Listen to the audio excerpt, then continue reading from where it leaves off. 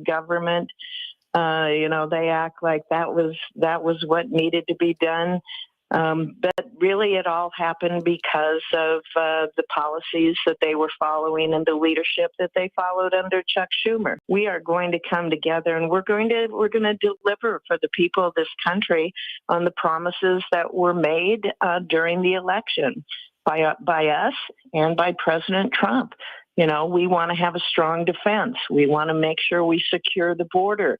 We want to unleash American energy, and we want to provide for certainty in our tax code.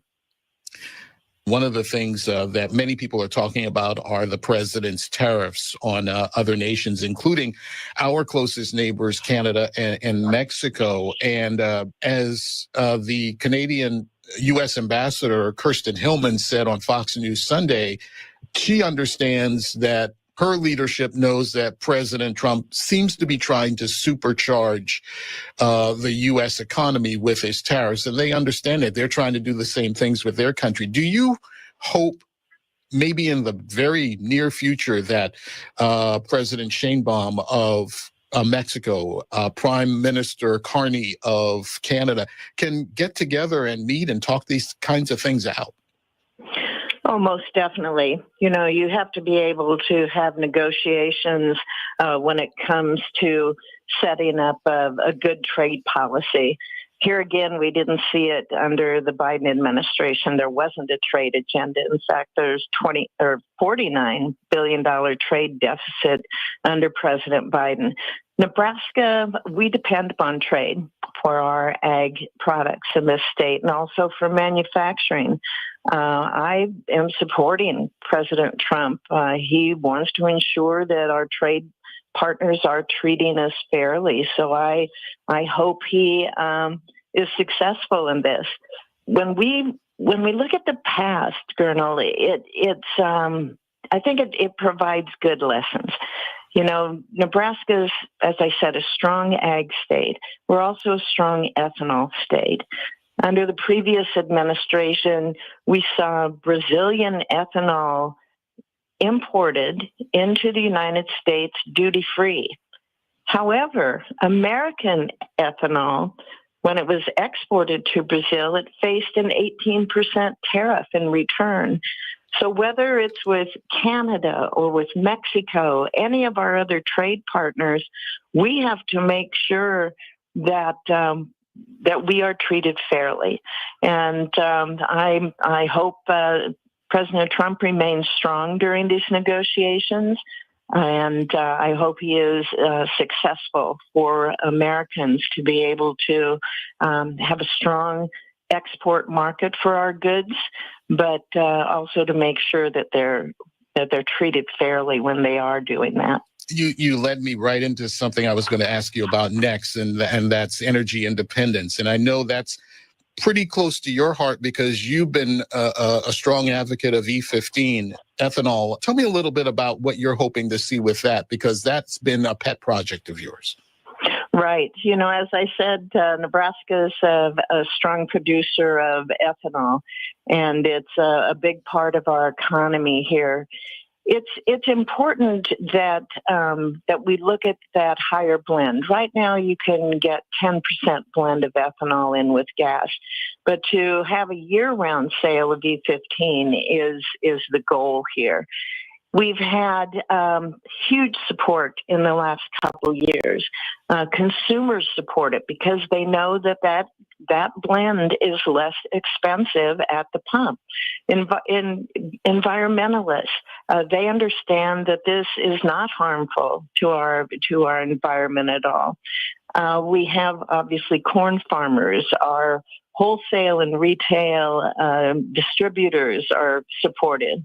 Our refineries are supportive. So it's been a coming together here, understanding the importance to farmers, to rural communities to be able to have this as another option for their crop, but also for the benefit of consumers as well. So I'm Feeling pretty good about this. We had it on the CR at the end of the year. It was pulled off at the last minute, but we're going to continue to work hard and push for this because we have so much support behind it. I want to go international for the last couple of things I have for you. Sure. President Trump, during the campaign, we all heard him say one of the things he wanted to do is end the war in Ukraine. Ukraine seems to be ready to talk peace. Russia might want a lot more concessions than many people would like to see. Where do you see that going? I believe that President Trump is not just very sincere, but also very committed in stopping the killing. You'll hear him say that. The number of deaths in this war between Russia and Ukraine, I think that is his main focus here, that he believes that has to end. I don't believe that President Putin can be trusted. I believe he only responds to strength. And I'm glad that President Trump has stepped forward and he's threatening to impose large-scale sanctions if Putin refuses to change course. He wants Putin to engage in peace negotiations. I think he's made that clear. So I'm confident that the president's going to bring both parties to the table. I'm sure you're aware that the attack on the Houthis happened over the weekend. And what do you think about that move ordered by the president? And is there a fear of anything larger, a larger scale conflict coming from that? What we've seen in the past with the Houthis in Yemen is their attacks on our ships, on our military men and women, and also on commerce that is in the Red Sea. We've seen that maritime shipping that's had to go around now the Red Sea, go to the south of Africa, the continent. That adds on time, it adds on money to international commerce, to shipping. But more importantly was their attacks on the United States of America, on our vessels, on our military. That status quo is not acceptable. Senator Deb Fischer is a Republican from Nebraska. Thank you so much for being with us on the Fox News Rundown. Thank you so much. This is News Talk STL at 1019, 94.1 and newstalkstl.com. Emergencies strike at any time without warning. When they do, food disappears fast. That's why prepared Americans trust My Patriot Supply, the leader in long-term emergency food storage, to protect their families. For a limited time, order their best-selling 4-week emergency food supply and get 4 free 72-hour food kits. That's 12 extra days of food at no extra cost. That's nearly 2 weeks of extra food, free to keep your family secure. Plus, free shipping. Order by 3 p.m. for same-day shipping. All kits deliver 2,000 calories per day of easy-to-prepare meals with a shelf life up to 25 years. These kits that have been rated 4.8 out of 5 stars by tens of thousands of folks like you. When the next crisis hits, you'll be ready. Stock up now at MyPatriotSupply.com before this deal disappears. Go to MyPatriotSupply.com for your 4-week emergency food supply and 4 free extra food kits. MyPatriotSupply.com.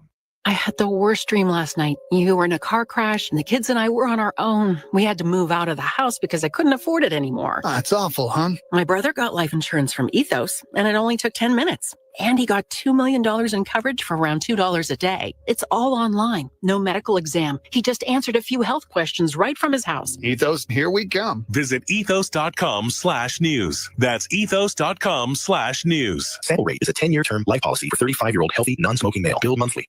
Greg is a real Prevagen user, and this is his story. Hi, I'm Greg. I'm not an actor. I'm just a regular person. 8 years ago, I just didn't feel like I was on my game. I started taking Prevagen, and I want people to know that Prevagen has worked for me. Give it a try. I want it to help you just like it has helped me. Prevagen, at stores everywhere without a prescription. This product is not intended to diagnose, treat, cure, or prevent any disease. Testimonialist was compensated for their Colombo and Company. On Monday, we'll update you on the fallout from Friday's budget vote. Plus, we'll talk to Virginia Cruda from the Daily Wire at 2:20 and AI expert Mike McCleary at 3:05.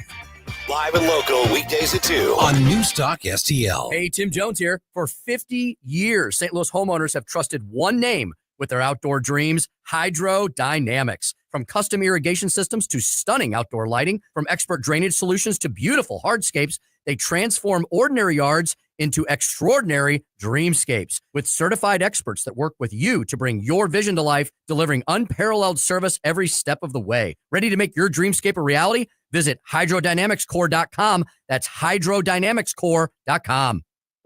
News Talk STL is proud to have Doug Voss of Safe Money Radio as part of our lineup each week. Doug has been a staple on the St. Louis radio airways for many years as one of the leading financial experts in the area. You can now hear Doug and Safe Money Radio 3 times every week yet on News Talk STL. But in case you miss anything, you can check it all out at DougVossSafeMoneyRadio.com. What else do our listeners need to know, Doug? Simply put, I focus on helping pre-retirees and retirees build, preserve, and protect retirement assets, and I've been helping my clients solve their insurance and financial needs for the past 33 years. I also strive to educate my clients on how to prepare for retirement, minimize the impact of market volatility on their assets, and deal with the challenges of increased longevity. Call me today at 844-676-SAFE. That's 844-676-7233. Doug Voss is a registered representative. Securities offered through DHL Securities, LLLP. Member FINRA and SIPC. Are you tired of hard chlorinated water drying your skin out, tasting bad, and ruining your fixtures? Jones Air and Water Treatment has a solution to this pollution. Our Hydratech H2O leaves you with great tasting, soft water at all fixtures in your home with one unit. Call Jones Air and Water at 636-899-1040 or visit us on the web at joneswater.com. You can be a filter or buy a filter. Jones Air and Water, 636-899-1040 or joneswater.com on the web. Call us now.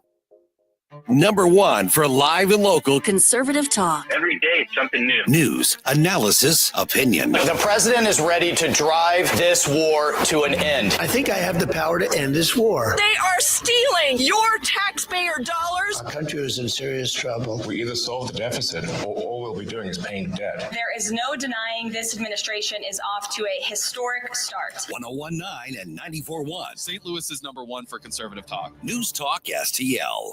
Plus, setup couldn't be easier because everything's ready to go in the app. Just say, Alexa, play news from Fox.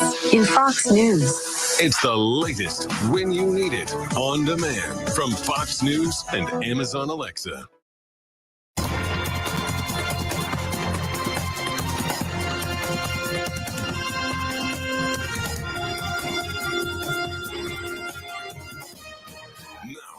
At what's happening from the Fox News Rundown. Good morning. It's Monday, March 17th. This is the Fox News Rundown. President Trump telling reporters Sunday night that he expects to meet with Russian President Vladimir Putin Tuesday. Commenting aboard Air Force One as he returned to Washington from Florida, he said he had been having discussions about ending the war in Ukraine, the possibility of divvying up land, power plants, and other assets. And he's suggesting that an announcement could be forthcoming on Tuesday. Speaking on Fox's Sunday Night in America with Trey Gowdy, New York Republican Congressman Mike Lawler says a peace deal needs to be reached now. I do think there needs to be accountability for Putin. I do think, obviously, we want to protect Ukraine's structural sovereignty, which is part of the reason why the president has been so insistent on an economic agreement. Last week, the U.S. and Ukraine agreed to a proposed 30-day ceasefire in the war against Russia. Putin says he wants a ceasefire, but with conditions. The White House says it did not defy a federal court order to return migrants deported over the weekend. Fox's Jared Halpern reports from the White House. The Trump administration did not refuse to comply with a court order, White House Press Secretary Caroline Leavitt says, after the administration flew hundreds of suspected migrant gang members to El Salvador and Honduras. Leavitt says while the order from a federal district court judge had no lawful basis, it was issued after the migrants migrants were already out of U.S. territory and airspace. Judge James Boasberg issued his ruling Saturday, temporarily blocking the deportations. He verbally ordered the aircraft turned around, but did not include that in his final written order. At the White House, Jared Halpern, Fox News. And it is St. Patrick's Day, which means a lot of people will be wearing their green today. In New York City, millions of spectators are expected to be on hand for the country's largest parade, which touches off at 11 a.m. Eastern. I'm Sue Guzman on the Fox News Rundown. This is the Fox News Rundown. This is News Talk STL at 1019, 94.1 and newstalkstl.com. On the next, Larry Connors, USA. You have to ask, and I know they're doing it inside the party, is Chuck Schumer of any value to the Democrats anymore? Larry Connors, USA. Now, weeknights 6 until 8 on News Talk STL. Seavers JCB, a trusted leader in agriculture and construction. Connect with SeaversJCB.com and browse their inventory or stop by and let them show you the capabilities of the JCB lineup. Telebooms, skid steers, loaders, forklifts, excavators, backhoes, and more. JCB has pushed diesel to its limits with machines that now emit 50% less CO2. JCB's new Icon software system will blow your mind, offering iConfigure, iConnect, and iControl. Learn more at SeaversJCB.com.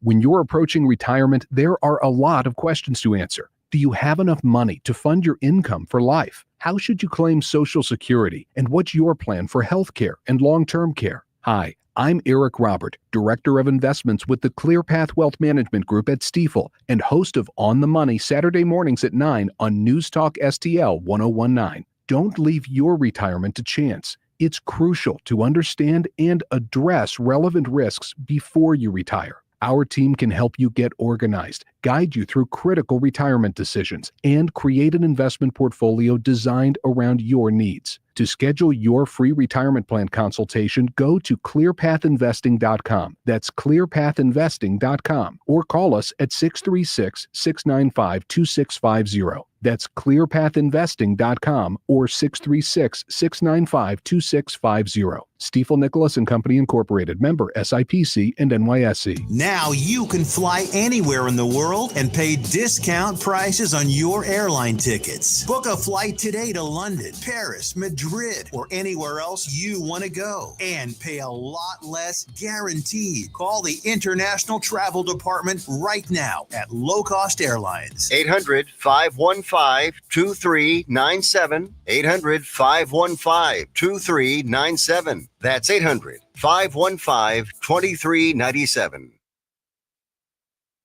The O'Reilly Update, brought to you by Seavers JCB. Visit them at their St. Peter's location. Bill O'Reilly here, and I'm warming up. Stand by for the O'Reilly Update Morning Edition. But first, is home title fraud a threat to you? With one forged document, criminals can take your equity. Now, I trust Home Title Lock's $1 million triple lock protection. They provide 24/7 monitoring, urgent alerts, up to $1 million to restore your title if fraud occurs. Get a free title history report and personal title expert access, a $250 value just for signing up.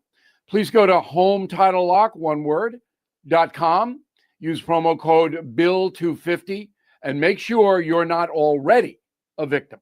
On this Monday, I'm thinking about America's relationship with Europe. That is the kind of boring guy I am. Now, President Trump says he wants the EU to prosper, but he also wants fair trade deals with our closest allies.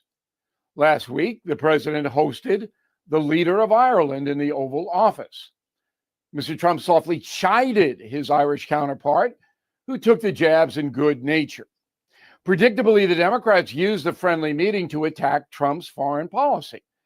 But here are a few examples of America's trade imbalance with Europe. Ireland, $80 billion. That means the Republic gets $80 billion more US dollars than we get euros from it. France, $15 billion. Austria, $11 billion. Italy, 40 billion. Sweden, 9 billion. Germany, 80 billion. So we're getting hosed across the board. And everybody knows that. But some people don't care. Then there's national defense. Americans spend $820 billion a year on the military. That's all taxpayer money. And it protects the EU. But over in Europe, Belgium spends 2% on its military. And Donald Trump wants 5% minimum from all European nations. Does that seem unreasonable to you? Back after this.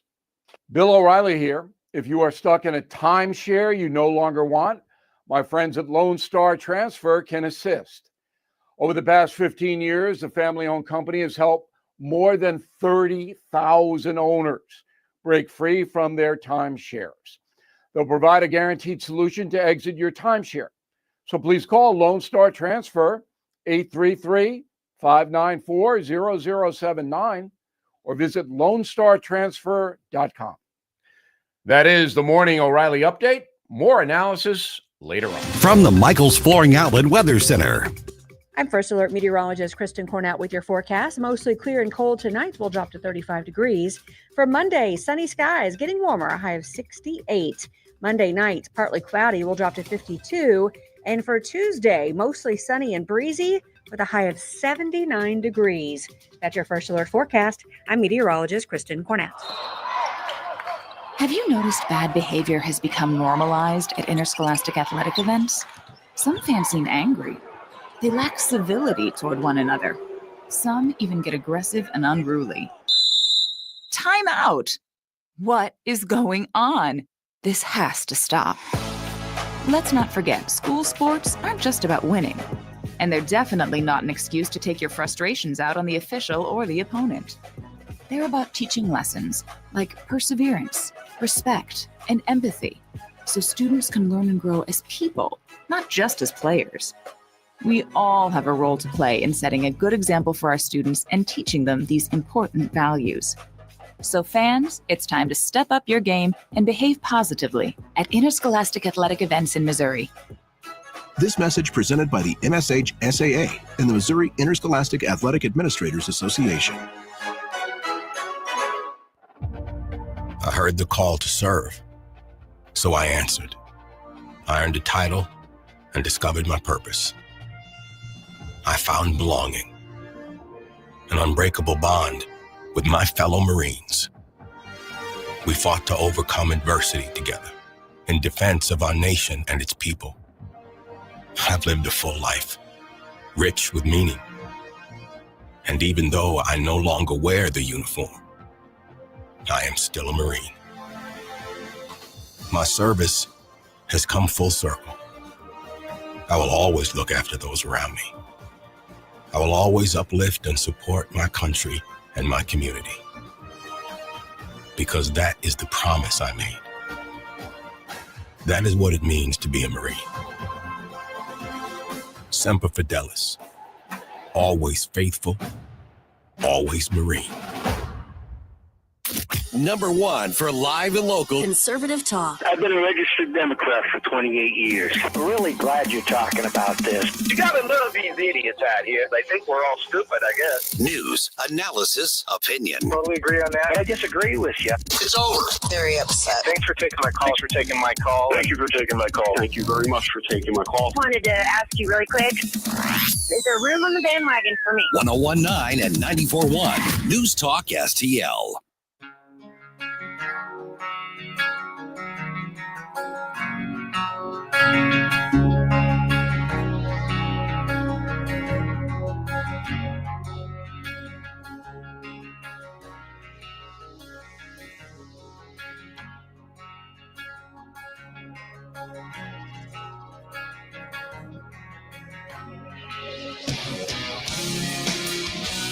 Having your first cup of coffee?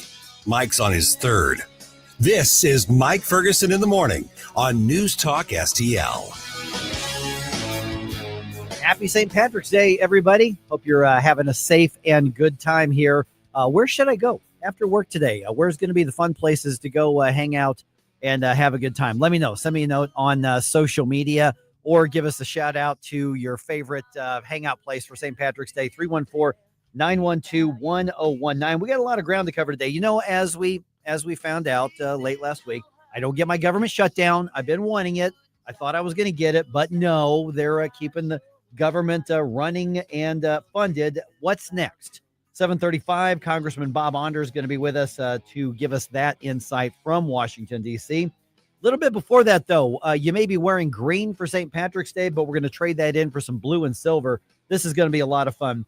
Head coach Anthony Becht from the St. Louis Battlehawks going to be with us, give us a preview of what the team's looking like this year, because it's going to look a lot different than last year, and also just kind of give us the preview and the update of what's happening for their preseason training, which is in Texas right now.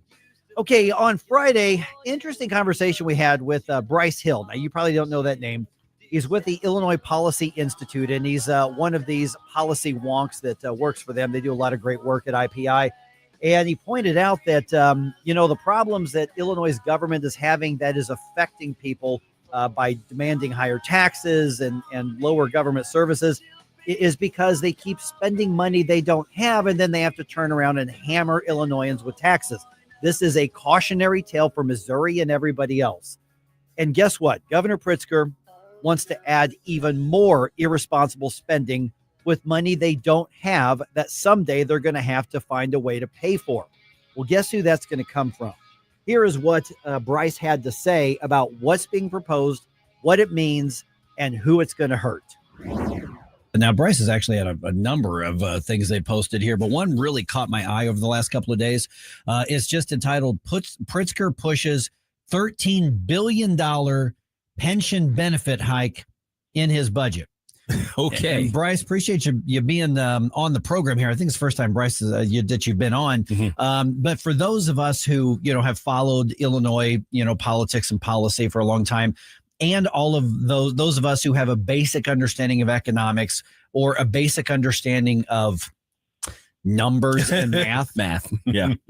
It's been obvious for a long time that this pension system is a massive part of what's causing a lot of the Illinois government's financial woes. And so what is it that the governor is proposing? And I would say, gee, who's going to benefit from this? But I think we all know. So give me kind of the foundation of this. Yeah, absolutely. So thanks for having me. Just to start off, Illinois' pensions, public sector pensions, the retirements that are guaranteed for state workers. The state currently has $144 billion worth of unfunded pension liabilities. That's debt that represents future tax hikes that Illinoisans are going to have to pay.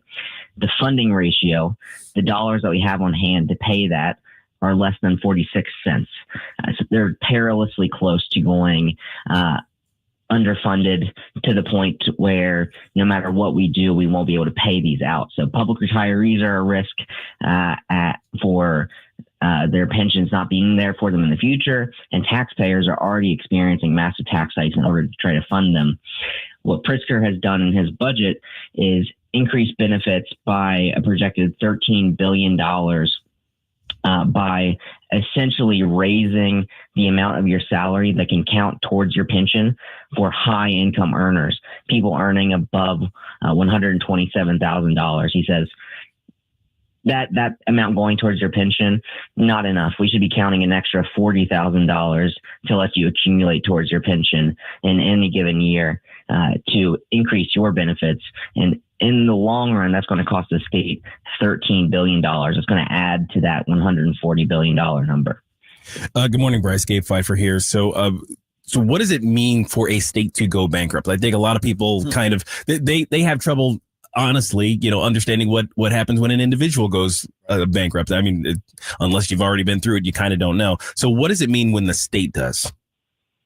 Yeah, it's going to be a massive restructuring of the debt, like the $144 billion in pension debt. And so the big question is, what's going to happen to that? That's a bad scenario for everybody, because your debt gets consolidated and restructured, and you have a new payment schedule that you're, either benefits for public sector retirees. This debt is going to get cut and slashed. So public sector retirees aren't going to get the benefits that they've been promised. In addition to that, there's likely going to be some sort of mandatory payment plan or bailout or something that taxpayers in Illinois or otherwise are also going to have to be contributing to these pensions. So it's a lose-lose for everybody, bankruptcy. So that's a situation we need to try to avoid at all costs. But if we keep going down the road that Pritzker has pushed us on, it's almost going to be inevitable.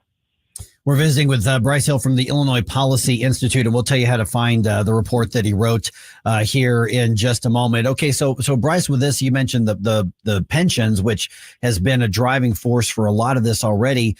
Does it look like some of this is political payoff? And I don't need to get into the Republican Democrat type of stuff here, but this public sector unions, I mean, while a lot of people have been suffering around the state because of bad government, the public sector unions, some of them are sitting pretty.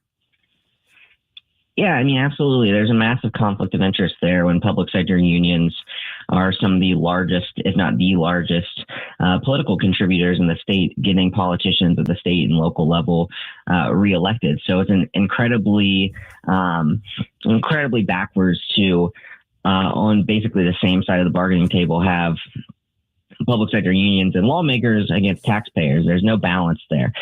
So I tend to agree. There is a bit of an imbalance there. So, and that's part of the reason why, this $13 billion proposal is just part of a larger push by public sector unions in the state. The real ask that they've asked for state lawmakers to do is a $60 billion pension benefits increase that would not only allow greater shares of their salary to go towards their pension, but it would lower retirement ages, expand future cost of living adjustments for their pension benefits, so guaranteed raises in their retirement benefits, shrinking the number of years that are used to calculate your final average salary, which is essentially a pay raise also. Mm-hmm. So this is part of a much larger push, and part of the reason why we've struggled so much to either, one, see pension reform, and why pension benefits have gotten so out of control in the state for many workers is because of that element that you brought up, that public sector pensions are really on the inside baseball track for state politics. Okay, so Bryce, last couple of minutes we've got here. Let's talk about what it means to everybody. And you've touched on it just in just a second. I mean, with my IRA, or somebody's 401k, if we mismanage that or the market tanks and we lose the money, that just means it sucks for me. But in this case right here, those benefits you've mentioned, the money's just not there to pay what's already promised, much less what's being proposed. At some point, that bill comes due, and it's a contract with the state. So it'll be easy for somebody to say, well, I just work a private sector job. I'm not in the public sector union. It doesn't affect me. But it eventually, this is going to affect every Illinoisan, though, right? Yeah, that is absolutely correct. So pensions in Illinois are what is called a defined benefit structure. So whereas your normal private sector retirement accounts are defined contribution, you pay in the amount that you pay in every single year. And then when it comes time to retire, you get whatever money you have based on your contributions and your investments. That's not how public sector pensions work in Illinois. It's a defined benefit, meaning that there's a guarantee that taxpayers will fund whatever benefits the government promised you, regardless of how much money you, the individual, or the employer, the state put in, or what the investment performance was of your investments over that time period. So it's a taxpayer guarantee that those benefits are going to be paid out. And that's why this $150 billion shortfall potentially is such an important issue, is because that represents generations worth of future tax hikes, service cuts. We are already spending more than 20% of the state budget on pension contributions alone. That situation is going to get worse and worse over time if that number continues to grow and as more of these public servants begin to reach retirement age. And so I don't want to get hyperbolic, but you said generations of tax increases. And I think that's fine, because at some point it may be that highway is dangerous to drive on. Well, we don't have the money for it, but because there's a contract to pay out these excessively generous pensions, at some point that may mean, well, we don't even get to make the choice. We're contractually obligated to pay off these. That could affect highways. That could affect emergency services. That could affect education. That could affect all of these things. And that's why I'm glad you're kind of sounding the alarm on this right now. What's the mood in the legislature from what you can tell from a policy perspective on this? I mean, it's obviously dominated by the Democrats and very, very far to the left. But is there any conversation about, hey, maybe we should have a little fiscal sanity in this discussion? There are some conversations occurring. I will say a few weeks ago, I was testifying in Springfield in a Senate committee on the state of affairs of Illinois' pension systems. But we were the only voice there representing taxpayers. We were the only people there that wasn't representing the public sector unions, either the members themselves or the systems, the administrators of the systems. Those are the only people that were there to testify out of probably nearly a dozen people slated to speak.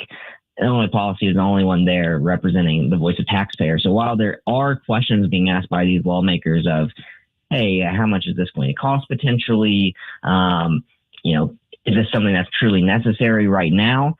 It's definitely the minority of people who are thinking that way, and we're certainly the minority of people who are actually out there advocating that no, we do not need this.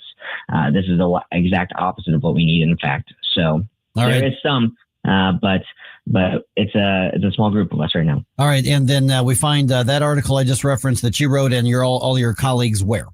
IllinoisPolicy.org or at Illinois Policy on all social media. Can find that plus much more. All right, 314-912-1019. Remember, I get off work like around noon or so here at the radio station. So where should I go today if I want to go celebrate St. Patrick's Day with everybody? Let me know. Send me a note or give me a call right here, 1019 and 94.1 News Talk STL.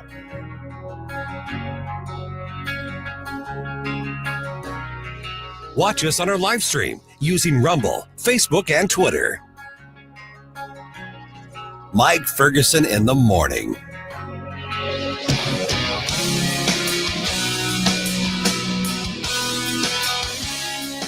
All the information I need on the drive to work. Mike Ferguson in the morning. We keep it on throughout the day, whether it's local, national, or something big that's happening overseas. News, analysis, and opinion. St. Louis is #1 for conservative talk. News Talk STL.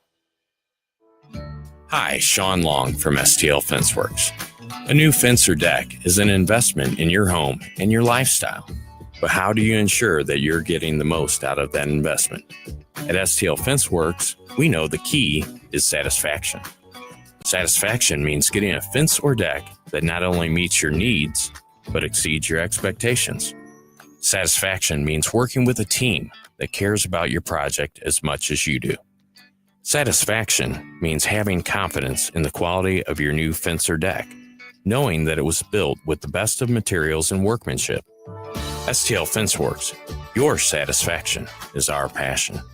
And for me, satisfaction is knowing that providing for your family is how I provide for mine. Visit stlfenceworks.com and experience the satisfaction in making your backyard dreams into a reality. Hey, it's Susie Moore to tell you about Michael's Flooring. Michael's is known for quality, variety, and an all-around great experience.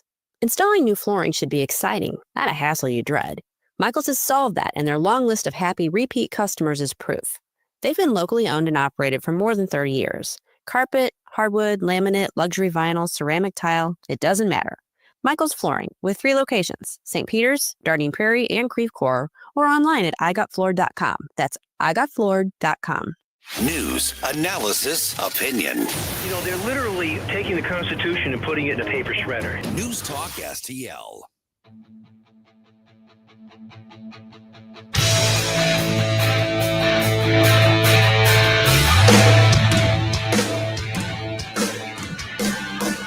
Hi, this is Jefferson County Councilman Billy Crow with a reminder to check out our new show, Jeffco Patriot Radio, this and every Sunday at high noon. Now, back to the Mike Ferguson in the Morning Show. Oh, top of the morning to you. Yeah, there you go. It's a little Dead Daisies. It is Dead Daisies. Who yeah. else is going to play the Dead Daisies for bump music? A little feather in our cap. Okay, so yeah, St. Patrick's Day. You remember to wear your green, kind of like a forest green you got on there. Kind of. Yes, you're right. It is. I've got one green shirt, one, and it's got a company logo on it because they gave it to me. But I'm like, they got to pay me to wear it on camera. I'm like, nope, I'm not doing it. Nope, ain't happening. So I guess what's the tradition? If I'm not wearing green, which I'm not, people are supposed to pinch me. Oh, that might be something like that. See, yeah, this is Kathy's side of the family, and I honestly don't remember. I think you're right. Yeah, I think it's a pinch. I know self-defense, people. Mm-hmm. Back off. Just saying here. All right, we got a lot of ground to cover here today. By the way, how are things looking in your part of the area? Let us know. Send me a note on social media or give me a call, 314-912-1019. Some areas south of the immediate metro got hit pretty hard. Yes. What's your neck of the woods look like in Washington? It was very eerie this morning because Villa Ridge got hit and Gray Summit, where Purina Farms is at. Right. Driving through Villa Ridge, I have to go through Highway 144, that intersection, total darkness. Mm-hmm. And that's where Mr. Fuel and Phillips 66 and Burger King, all those buildings that got hit during the storm, they're either barely there or they're gone. And there's debris everywhere. Stoplights not working. Very eerie, dark.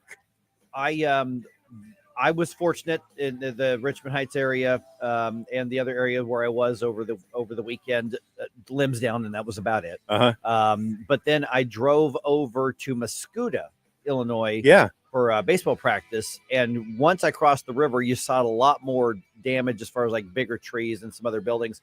One of my teammates, one of my friends, says basically the siding on their houses look like Swiss cheese right now from that really big hail. He's going to have to get another roof. Yes. I do know somebody who has a friend who was actually killed in the storm. Oh, man. And so we've got the updates, here in just a couple of minutes. But yeah, I want to know what you think, because the cleanup's it's going to take a while. It is. It's going to take a while. We're going to lead off, obviously, the news dump with some updates for you on that. You mentioned the siding. We have friends in Barnhart. Oh, yeah. Just around the Arnold area. Mm-hmm. Same thing there. That whole subdivision, all the homes, it looks like somebody took a machine gun and just shot up everything on the sides of their homes. And I've seen some other pictures, and that's a good way to describe it. So it was a rough one. We were told it was going to be a rough one. It was a rough one. In this area here, looks like there are so far 6 confirmed tornadoes that happened. I think there were like 19 around the state of Missouri, and I don't have the numbers from Illinois just yet, but it was rough. I mean, it was really a rough one. Even Channel 4, when they were doing their live feed, they had to go down to the basement in their building. Right, because it hit pretty close to us right here. Did. Channel 4 is right up the road from us. Yeah. And we were obviously already gone from our show being done, but yeah, that was, they said take shelter and be careful, and they were right about this one, without a doubt. It did show up later than we thought it was going to show up. A little bit later. But still, it was tough. It was tough. Okay, so just real quick here. The Major League Baseball season, believe it or not, technically starts tomorrow morning, 24 hours from right now. Okay. Because the Dodgers and the Cubs are in Tokyo to play a short series, and those games count. Now, the rest of everybody is still in spring training for like another week and a half, but technically the season actually begins at like 5:10 or something tomorrow morning. So literally while we're on the air here, Major League Baseball seasons will be starting that early in the Tokyo Dome. So here we go. Bengal's restaurant offers an inviting atmosphere, neighborly service, and a vibrant happy hour scene, all in the heart of Warson Woods.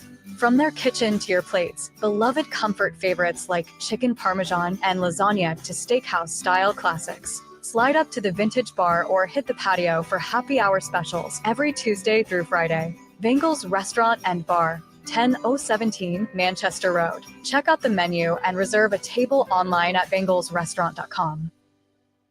Now you can get the incredible weight loss results that thousands of people have had with the top name brand prescription weight loss products, all in the comfort of your own home. With this free offer from New Hope Weight Loss. Yes, generic versions of the popular weight loss prescription products are available now by you simply making a phone call. You'll save hundreds of dollars over traditional retail pricing. When you call right now, you'll speak with one of our virtual doctors and they'll provide your prescription and we'll send you your medication. It's that easy. And you'll be on your way to your weight loss journey in a matter of days. And when you order today, we'll waive the $100 doctor's fee. This product is not covered by your insurance. It's only $199 a month. Call right now to learn more. 800-438-6519. 800-438-6519. 800-438-6519. That's 800-438-6519. If you're living with diabetes and using insulin, you know the pain of pricking your fingers over and over again. By wearing a small remote device called a continuous glucose monitor or CGM, you can reduce the pain of pricking your fingers right away. If you're testing your blood sugar 4 or more times per day, injecting insulin 3 or more times per day, or using an insulin pump, call the Diabetic Health Hotline today. 800-515-2380. That's 800-515-2380. Paid for by U.S. Med.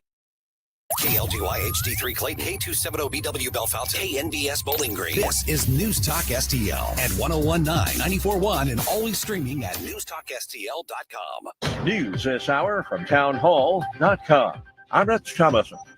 Build the wall. The Trump administration putting the pedal to the metal on that long-delayed project aimed at securing the border with Mexico. A construction company is awarded roughly $70 million by U.S. Customs and Border Protection to expand the wall on the southern border. California-based Granite Construction Company has been contracted to build 7 more miles of the wall in Hidalgo County, Texas. The contract was announced by Border Patrol Saturday, saying its goal is to close critical openings in the wall built during President Trump's first term. Funding for the border wall program was frozen by Joe Biden when he took office. Tasha Stevens reporting. And the president's poll numbers are soaring. In an NBC News poll, Mr. Trump enjoys the highest job approval rating he's ever had. And more registered voters think the country is headed in the right direction than at any point since 2004. Mr. Trump trying to close a deal to end the bloodshed in Ukraine. He says he'll talk tomorrow with Russia's Vladimir Putin. The Kremlin confirms the talks will take place. Forecasters warn of fierce winds today from Florida to New Jersey. Potentially flooding rains possible across the Northeast following deadly weekend weather in the Midwest and the South. The Trump administration trying to calm rattled nerves after 4 straight weekly losses on Wall Street. President Trump's Treasury Secretary Scott Bessent told NBC's Meet the Press that market corrections are healthy and that he's not at all worried. Over the past month, amid an escalating trade war and falling consumer confidence, the Nasdaq is down 11%, the S&P 500 is off by nearly 8%, and the Dow has lost more than 6.5%. Bessent insisted that we are going to have a transition, not a crisis. Greg Clugston, Washington. On Wall Street this morning, the Dow futures down 123 points, Nasdaq futures off 22. More on these stories at townhall.com. A lot of times you have to choose between something high quality or something that saves you money. But what if you could get both? Why not? Especially when it comes to healthcare, and that is MediShare. You get both. Many families save $500 a month with MediShare, and that's huge. But it's also true that people wind up way more satisfied, too. And we know this from research of members. There's a lot they like about MediShare, but especially they love being part of something they believe in.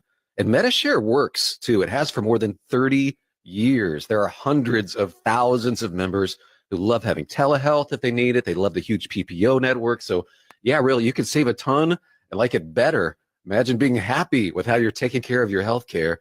So if you're self-employed or you're part of the gig economy or you just want a plan you're happy with, you can call right now and get a price in 2 minutes. Here's the number. Call 844-41-BIBLE. That's 844-41-BIBLE. 844-41-BIBLE. From the Michaels Flooring Outlet Weather Center. I'm First Alert meteorologist Kristen Cornett with your forecast. Mostly clear and cold tonight. We'll drop to 35 degrees. For Monday, sunny skies, getting warmer, a high of 68. Monday night, partly cloudy, we'll drop to 52. And for Tuesday, mostly sunny and breezy, with a high of 79 degrees. That's your first alert forecast. I'm meteorologist Kristen Cornett. This hour of News Talk STL brought to you by Jewels on Hampton, paying some of the highest prices for your gold, silver, diamonds, and more. Call 314-752-5000 or visit jewelsonhampton.com. Hello, Tim Jones here with Eric from Newsteaders Fine Jewelers. Eric, your diamonds are so fantastic at Newsteaders. You named the website after them, wowdiamonds.com. Tell us about Wow Diamonds. Well, we picked that name because when people look at the diamonds, they all exclaim the same thing. Everybody says, wow. And nobody can spell Newsteaders, so we figured Wow Diamonds would definitely be good tagline, and it's very accurate. We actually introduced the lab-grown diamond to our St. Louis family, and we're the exclusive home of the trademarked Wow Diamond. It's the most perfectly cut and polished diamond you'll ever experience, and we can fit one into anyone's budget. The thing that's nice about them is they're significantly less expensive than a mined diamond, and of course the artwork is in the cutting and polishing. That's where you get the beauty in the diamond, and that's what we excel at. Newsteaders, a St. Louis jewelry tradition since 1961. Stop by and find out why. 2961 Daughtery Ferry Road, or on the internet, wowdiamonds.com for Newsteaders Fine Jewelers. Conservative talk for St. Louis. It's your patriotic right and duty. The government needs to step up and do its job. This is News Talk STL. It's well-balanced conversation. News, analysis, opinion. Mike Ferguson. It's a miracle we're not in prison. Gabe Pfeiffer. Are you kidding me? Get up! Get up! Can't you hear the alarm? Get up, St. Louis. Yeah, it's kind of a thing. Mike Ferguson in the morning on News Talk STL. Get up! Get up! This is your cousin.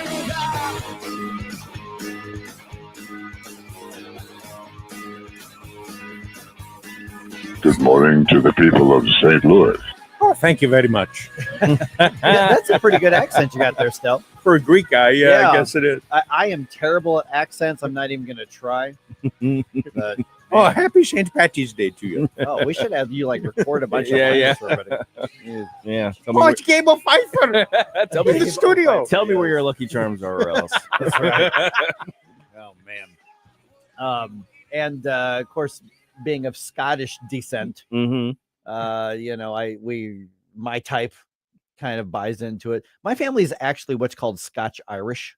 Okay. Yeah, because we were, or what's called Ulster Scots. So that my family, we traced it back to the 1600s. Nice. And we went from Scotland up to this place called Ulster, Ireland. And then we were there for, basically part of a generation. And then came to the United States from Ulster, Ireland, although the Fergusons who did that never stopped considering themselves Scottish. Right. Yeah. That's interesting. Yeah. It was kind of a cool story once it was researched. I like how, we can actually research those things now. Oh yeah. That's a really neat But thing. this was done years and years ago even before all the genetic stuff. My cousin and my grandmother both did a genealogical. I don't know how long they spent on it, but it was a long time. And I've got this notebook of our history of our family, our version of the family. So it's kind of fun. All right. A lot of new stuff going on here. Power is still being restored. Cleanup is just frankly beginning from Friday's storms. This one's going to take a while. How did you and your area fare? Let me know. 314-912-1019. What was your experience? And then, of course, you can obviously send us notes or pictures on social media as well. We're watching those.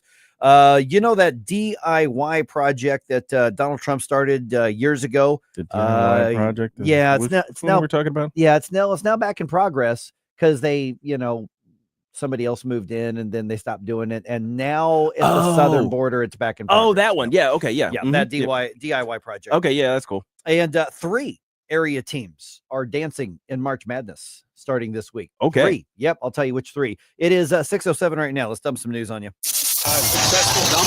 Wake up, America. It all worked out. They got all the news. The morning news dump.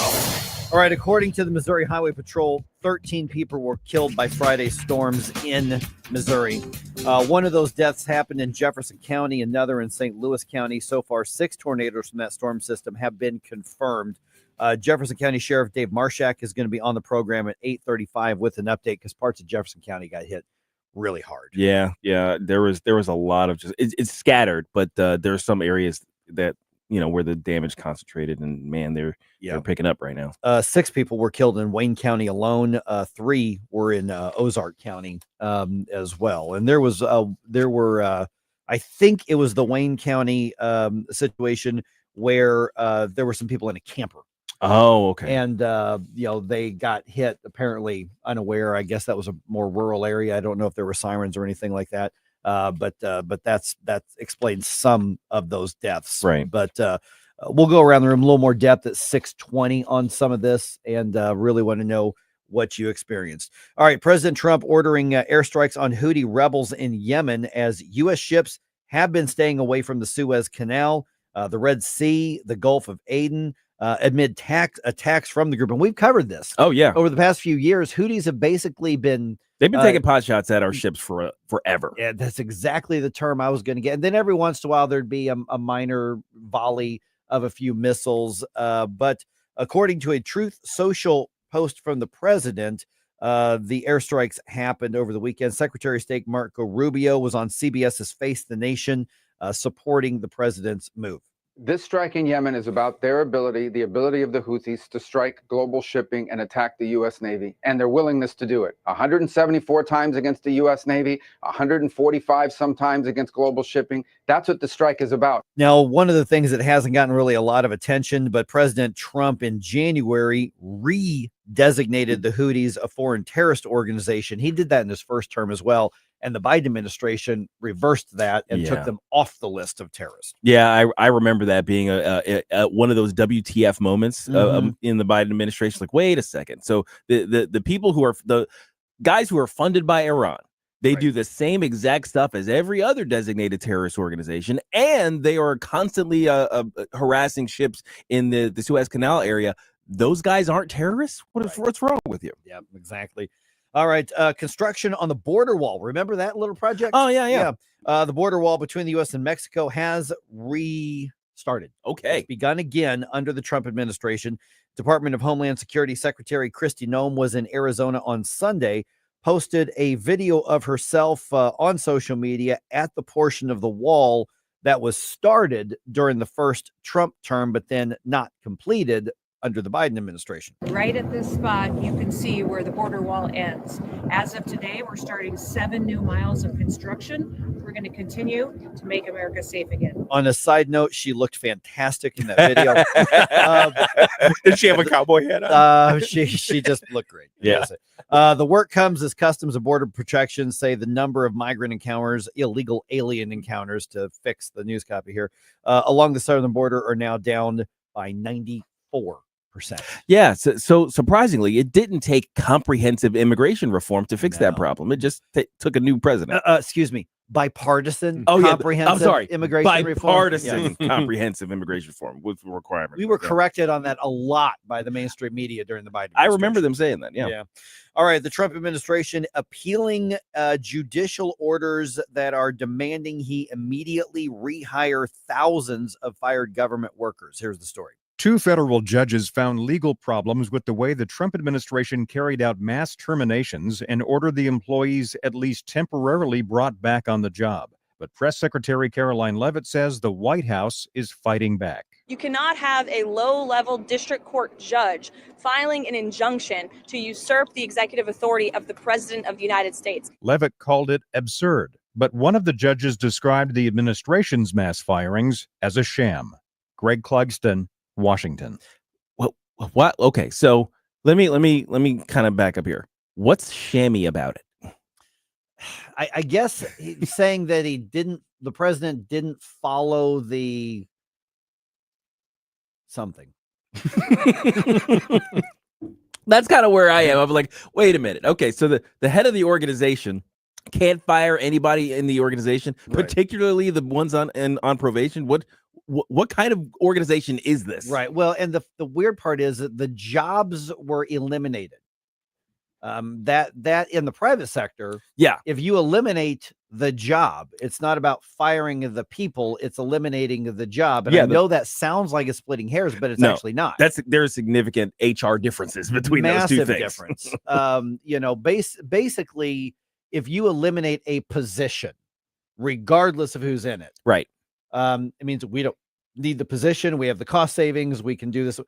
Generally, somebody can sue you over it, but they're not going to be successful. Right. If it's a matter of, I don't like you, get out. Well, Right. depending on what state you're in, you got a whole different thing. And when you're in government, it's almost impossible just to fire somebody because you don't want them. Yeah. But the positions were eliminated.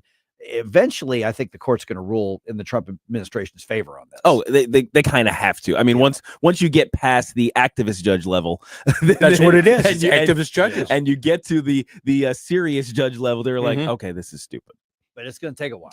And that's kind of the problem. That's actually the strategy that the Democrats have been using in terms of their lawfare against everything, everywhere, all the time. You see it our Second Amendment fights are always, it's like, hey, let's throw out a law that's clearly unconstitutional and then keep people in these various organizations tied up in court for several months, sometimes years, going through the $100,000 going through the different levels. I hate this stuff, and I wish there was some way, some sort of tort reform or something that we can do to slow their ability to use that. Because they're obviously going out of their way to find these activist judges. Oh, yeah. And file the stuff in that district. They shop it all what do around. they call that? Venue shopping. Venue shopping, I think yes. They call that. Yeah. See, you guys don't need coffee to get fired up in the morning. You've got me writing news. Seriously, it's like, come on. But you're going to love this next story. Oh, okay, good. Okay, here we are. All right, 2 stranded Boeing astronauts will soon be back on Earth. Yay. Yes, that is after the SpaceX Crew 10 capsule and its crew of 4 docked at the International Space Station just after, basically midnight, about 11 o'clock Sunday night, our time. And it sounded like this. Dragon contact and soft capture complete. And there you heard Dragon has successfully docked to the International Space Station. That is sound courtesy of NASA TV. Butch Wilmore and Suni Williams will be traveling home with 2 other astronauts on the SpaceX Crew 9 capsule. They could return as early as Wednesday, depending on the conditions on the trajectory back down. Now, when Kathy heard this story initially, correct me if she's wrong on this, but she said that the guys who were rescuing them, one of them had an alien face on, a mask on. Oh, that's funny. Just to kind of, that's funny to liven things up a little bit. Yeah, liven things up a little bit. I think each of the crew gets a small weight allotment for just random stuff, like you bring playing cards with you, stuff like that. Somebody brought the alien mask. That's hilarious. But by the way, SpaceX manned program is firing on all cylinders, and it's been for a long time. It's clearly safe, it clearly repeatable. So when people kind of make fun of some of the snafus that the companies had with some of their other systems, they got to remember they've been doing this for a long time. Those things that have gone awry, those are the experimental things. That's them taking risks with their own money and not government money in order to improve the technology. So suck it. Yeah, there you go. All right, the brackets are set for March Madness. Mizzou is the 6th seed in the West Regional. The Tigers will play Drake. Illinois, also a 6th seed, but they are in the Midwest Regional. They're going to play the winner of the Texas Xavier play-in game. How about this? Yeah. SIU Edwardsville. Yeah, that's wild. First time ever. Dancing this year. Yeah, they are the 16th, meaning the last seed in the Midwest. So congratulations. They squeak by. You get to play in the NCAA tournament. The bad news is that you're going to take on number 1 seeded Houston. Bracket play for the tournament itself, not the play-ins, but the tournament itself is on Thursday. Wouldn't that be a bracket buster if they pulled that out? Oh, I think it's only happened one time, a 16 over a 1. I think it was only one time. Maybe a couple. I think it's maybe a couple times. And one time it was literally a 64 over a 1. It was like, I don't remember how many years ago. The Blues, by the way, beat the Ducks 7-2 last night. Jordan Bennington had 23 saves. Yep. The Cardinals took an 11-5 loss to the Marlins on Sunday. Sonny Gray gave up 8 earned runs in 3 innings on the mound. Not a good day for Sonny, but that's rough. Sonny Gray has been named the starting pitcher for opening day for the Cardinals.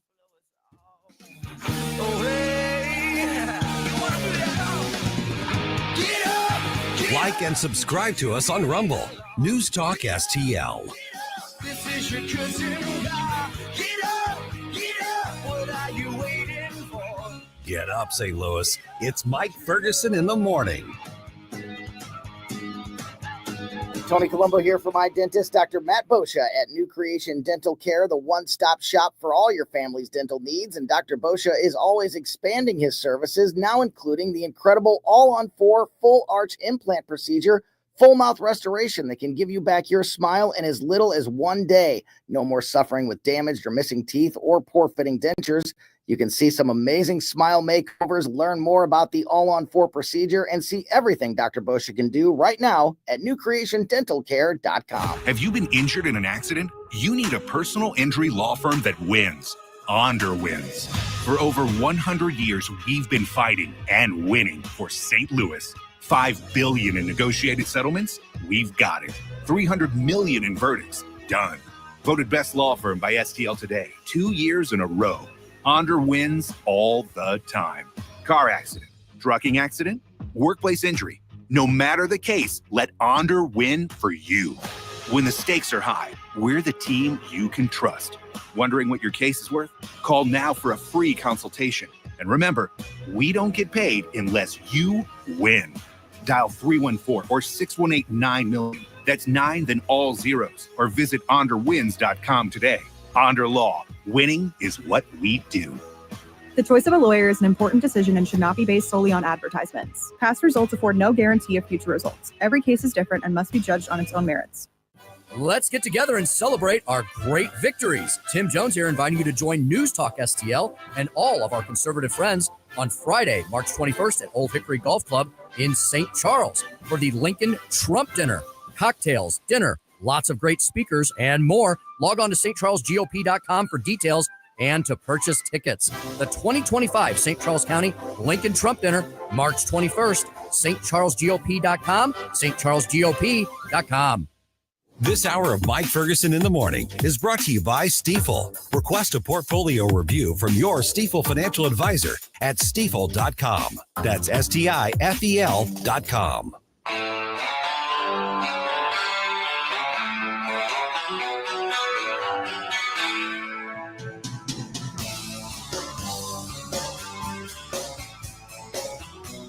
Bill O'Reilly here. Check out the O'Reilly Update this afternoon at 3:45. Right now, it's back to Mike Ferguson in the morning on News Talk STL.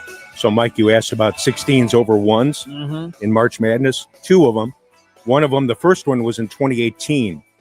You might remember this. University of Maryland, Baltimore County beat Virginia. Yes. That was a 16 over a one. And then in 2023, Farley Dickinson defeated Purdue. They were a 16 over a one. That's the one I was remembering. Yeah. That's it. Just those two. Okay. Was one of those like, because I mean, there's the 1 through 16 in each bracket, but they have kind of a 1 through 64 understanding of some of these. I thought one of those was literally like their national position. Yeah, I mean, like on those, because like, you know, the number one overall for the whole tournament is in one of those, you know, kind of thing. But I think one of those was like literally a 64 beating a one. The number one. Yeah. As opposed to number one in a just in the region. In a region. Yeah. But of course, everybody cheers for the nobody. Oh gosh, yeah. You know, you kind of have to. In Illinois, and this is going to go back to the 80s, throughout the state of Illinois, if you say Austin Peay State University, there are people like, oh, they beat us that year in the tournament, upset us. You know, I'm like, well, that was like 88 or something like that. Get over it. You know, I was in high school when that happened. Oh, jeez. Good old Austin Peay. That's right. All right. 314-912-1019.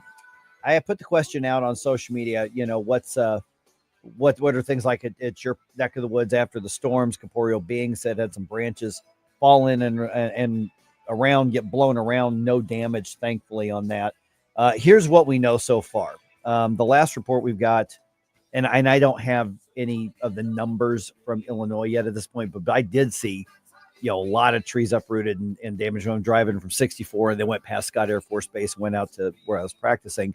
Nothing too brutal in the area I drove, but I know there was a lot of damage across the country. We know that at least 40 people were killed by the storm system. Yeah. In Missouri, there were at least that we know of 13 deaths in the state of Missouri. Hmm. One in St. Louis County, one in Jefferson County, and it appears that the Jefferson County one was a car crash possibly caused by high water. Is what we're hearing. And we're going to talk to Sheriff Dave Marshak about that at 8:35.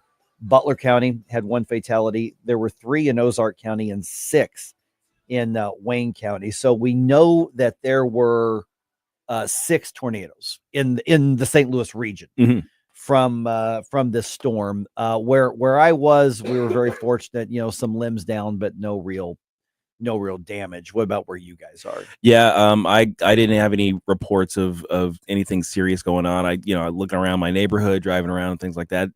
At most, some of the old dead limbs got blown off of the trees, but that was pretty much it. Nothing huge. There's nothing hit anybody's house or their trees. Because there were some areas in North County that got hammered. Yes, that's true. One of my friends was talking about how his buddy in his neighborhood, there were a couple of trees, like entire trees, that got blown over and onto someone's home. Right. So there was some serious damage in it, but it seems to be very small pockets here and there. Also saw a photo of somewhere in the county where a tree fell in an automobile.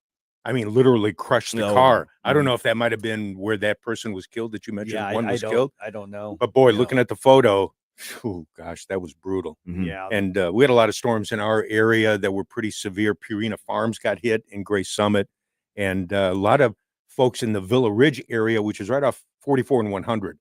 And folks who go to Washington would probably know that there's a Mr. Fuel there and a Phillips 66 and a Burger King. Those all got hit. Also, the old Ozark Land building. There used to be an Ozark Land there. Yeah. They closed up last year. That got hit. And quite a few homes got hit in that area. Some of them completely wiped out. So it was a pretty serious tornado that went through there. I think it was an EF2 for that one. And you mentioned those 6, Mike, that were verified. I think they go out again today, checking on some more of them. Okay, so that number could go up. Yes. And here's the thing is, like, yes, it's just interesting to know the numbers, but they need to study those weather patterns post-storm, and they take what they learn from that and apply it to future things. Because the reality is that we had Matt Chambers from KMOV on the program on Friday. We kind of get on them when they get it wrong, but they got this one right. They were being very, very stern, but not hyperbolic. Hey, brace yourself, get ready. Something could, this is going to be a big storm. They're worried about tornadoes, and basically exactly what they said they were concerned about is what happened. So they predicted that. They predicted that properly. The high winds caused a lot of destruction besides the tornadoes. You have 60, 70 mile an hour straight line winds. That's going to really cause some damage. I saw some video this morning out of Fenton, and somebody was inside. It was at the Hot Shots Sports Bar, Sports Bar and Grill. I've eaten there. And there were people inside when I'm assuming that was the tornado going through, because there was a guy trying to pull that door, front door shut, and he couldn't do it. And you could see the storm going nuts out there, and people yelling at him like, "Get back inside!" Yeah, he's trying to shut the door, obviously to protect everybody. But a door that heavy with winds like that, no way. No, you need a couple people helping you. Not going to happen. So let me know. Send me a note, either on social media, or send Gabe a note, or just give me a call, 314-912-1019. If you had any damage or anything, you've got some pictures, you can email them to us as well. I'm just curious what everybody's seeing. Obviously we were fortunate that we didn't get hit directly on this one. We've had storms hit our home before and things like that, but this one we came out pretty much unscathed on this one. Now, Stell, did this storm just move slower than they expected? Because I know originally we were talking about 7 o'clock, but it was really about 8:30, 8:45. By the time it got here? By the time it got here, yeah. I think depending on the area, it may have been a little later than folks expected. I know in Washington, it seemed like it was about an hour later than they originally thought. Gabe, we talked a little bit before you got here about some of the damage in South County. Kathy and I have friends who live in Barnhart. No, I'm sorry, in Peevely. And they had some tremendous hail damage. Literally, the houses looked like they had been shot up by machine guns. Man.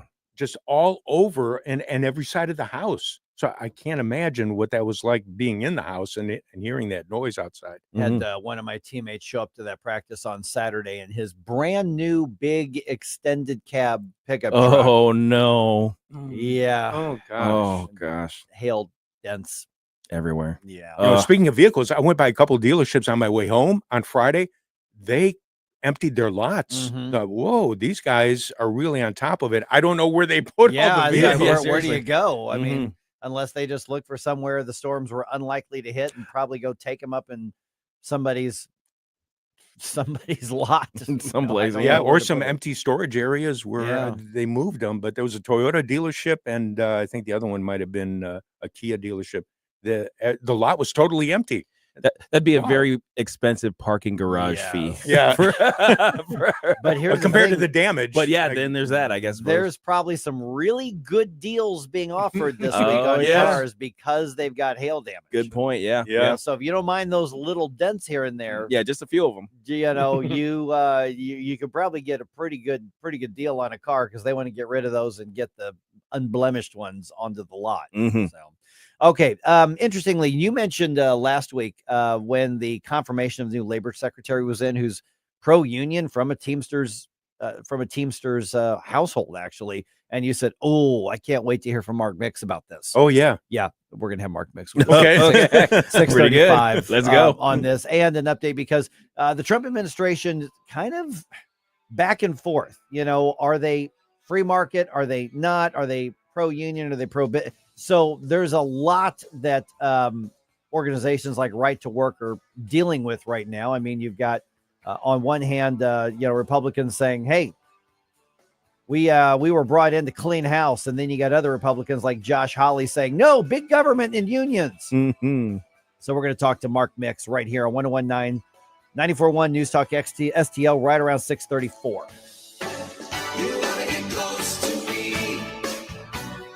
We give you news, analysis, opinion, and more.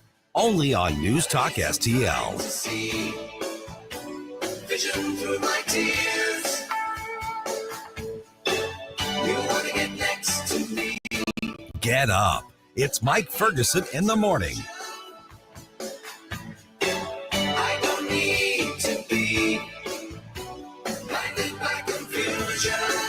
What happens next? My fellow citizens, the golden age of America begins right now. Happens right here. We will not forget our country. We will not forget our Constitution. 101.9 and 94.1 News Talk STL. From the Michaels Flooring Outlet Weather Center. After a chilly start, St. Patrick's Day is looking pretty good. Mostly sunny skies, a high near 70 degrees this afternoon. Just a touch on the breezy side from lunchtime on with a wind out of the south. Skies mostly clear tonight. We'll drop it down to a milder low of only 51 and a big time warm up Tuesday as temperatures jump to 79 for the afternoon high, almost 80. Rain and a few rumbles of thunder on the way for Wednesday. At your first alert forecast, I'm meteorologist Matt Chambers. From home improvement to replacement, do-it-yourself electrical projects can be shocking. That's where Grasser Electric can help. They've been lighting up St. Louis for years. From ceiling fans and dimmer switches to repair or replacing your electric. No job is too big or too small for your home or business. Grasser Electric will even install emergency backup generators. So call Grasser Electric today before the sparks start to fly. 636-441-5200 or go to grasserelectric.com.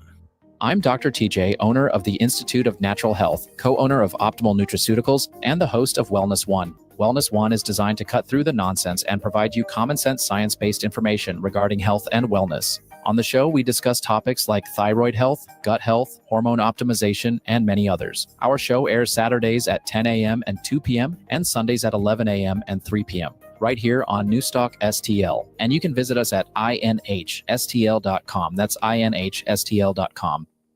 Are you sitting on hidden treasure? Manchester Coin and Jewelry wants to turn your valuables into cash. We're Missouri's premier gold buyers and jewelry specialists with years of expertise. We offer top dollar for your coins, antiques, precious metals, and collectibles. From gold and silver to clocks and jewelry, we buy it all. Don't let your treasures collect dust. Let Manchester Coin and Jewelry give you the best value. Visit online at buyingvaluables.net or come see him today at 141 in Manchester and tell him Newstalk STL sent you. Are you tired of hard chlorinated water drying your skin out, tasting bad, and ruining your fixtures? Jones Air and Water Treatment has a solution to this pollution. Our Hydratech H2O leaves you with great tasting, soft water at all fixtures in your home with one unit. Call Jones Air and Water at 636-899-1040 or visit us on the web at joneswater.com. You can be a filter or buy a filter. Jones Air and Water, 636-899-1040 or joneswater.com on the web. Call us now. The Vic Borselli Show. So what about this ugly St. Louis County flag they want to do? And also, how about personal property tax? We're going to get that cut? Let's talk to the heavyweight champion of municipal policy, David Stokes. Friday at 9 o'clock. Weekday mornings at 9 on News Talk STL. Always be clear where you get your conservative talk. Soros Fund Management is positioned to become the biggest shareholder of Odyssey, the nation's second largest radio company. St. Louis's trusted source and #1 for live and local conservative talk. This is News Talk STL.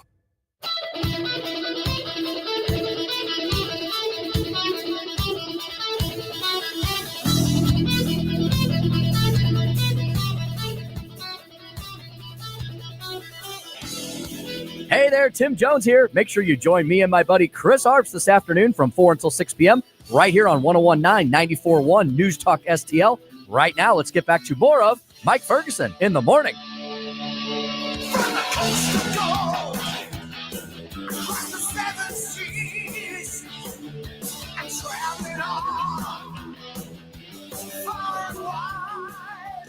You know, when it comes to the economy, when it comes to employers, when it comes to workers, we've got a lot of things in flux right now. And the Trump administration seems to be trying to juggle multiple mindsets at the same time. What does that mean to you? I'm Mike Ferguson. He's got a new Secretary of Labor just confirmed within the last week, who's very pro-union, comes from a Teamster household. What is that going to mean when you look at the other parts of his administration, which are fairly free market? And then, of course, we've got an effort to increase the power of labor unions, particularly public sector unions in government. Again, I asked the question, what's that going to mean to you? I'm joined now by Mark Mix from National Right to Work. Mark, thanks for being on the program. Let me start with, I just got to ask you, the nominee for the labor secretary, who's now been confirmed overwhelmingly, pretty much, it was the only bipartisan vote. She was a Republican in Congress, was in favor of the PRO Act, very pro-union, very anti-right to work. What's your reaction now that there is a left of center, I would say, pro-union Secretary of Labor? What could that mean for our public policy? Well, Mike, listen, thanks for the opportunity to talk about this. We're disappointed. We were surprised when President Trump made this nomination. As you mentioned, she was a one-term congresswoman from Portland, Oregon, the Portland, Oregon area. And she was one of 3 Republicans to co-sponsor the so-called PRO Act, which is basically a smorgasbord of everything that union officials have wanted for the last 60 years, including, right off the bat, the repeal of every right to work law in the country. So obviously we were kind of obliged to make comments about this. And unfortunately, because Trump is the Republican president and the Republican Senate, wants to get his cabinet secretaries picked, and he had a few Republican senators that ended up squiring this nominee through the process, including Josh Hawley from Missouri and a few others, that basically said, I want this person. We got her to recant and walk back her support for repeal of right to work laws in the hearing. Senator Rand Paul from Kentucky asked a bunch of questions. She backed off her support for card check forced unionism, which is when they don't let workers vote, Mike. She backed off of that. And she said she will do Trump's bidding. But then again, she's now in charge of a $70 billion agency with about $14 billion in discretionary income that she can spend as she, quote unquote, sees fit. Obviously, she's very interested in supporting unionization, and with her background in Congress, she was very interested in supporting forced unionism. So we're going to have to keep our eye on her, hold her accountable, and make sure that the American public knows when she's out there, basically maneuvering when it comes to labor law in this country, whether it be wage and hour or apprenticeship programs. We're going to have to keep an eye on her and make sure that she truly is, ending up standing up for individual freedom in the workplace. Well, and she doesn't have the same viewpoint as some other appointees from the president, like, for instance, Department of Homeland Security Secretary Kristi Noem, ending the American Federation of Government Employees union officials' control over the TSA. So basically, interrupting the TSA public sector union there. So that's a whole different approach. What is it the Secretary Noem has done that could affect either the traveling public or at least the way that this affects the taxpayer? Well, this is a big deal, Mike. And basically what happened is when you go back to the formation of the National Homeland Security Agency and then the Transportation Security Administration, TSA, this was all a response to the September 11th attack on our country. And this originally was part of our national security profile when it came to how the government reacts to managing the airline system or the airways with both travelers and luggage. And this was under the Bush administration was created. There was no question it wouldn't be unionized because it was a national security component. Well, obviously, when Obama gets in 2011, they create an abridged bargaining agreement between the American Federation of Government Employees, who represents, and I'm using my finger quotes here, you can't see that, Mike, less than a majority of all the TSA employees in America right now. I guess there's about 46,500 of those employees. And then, of course, when Joe Biden gets in 2021, he immediately takes any restrictions off and goes full in for bargaining for these employees at the airports across the country. Now, I think Kristi Noem, as a governor of a state, has understood what that type of public sector unionization power has done to the budgets in particular states. She's talked with other governors about it. And I think what she's saying is, look, we're not opposing that these workers will get together and unionize and amplify their voice that way, but we will not be required to negotiate terms and conditions of employment with them.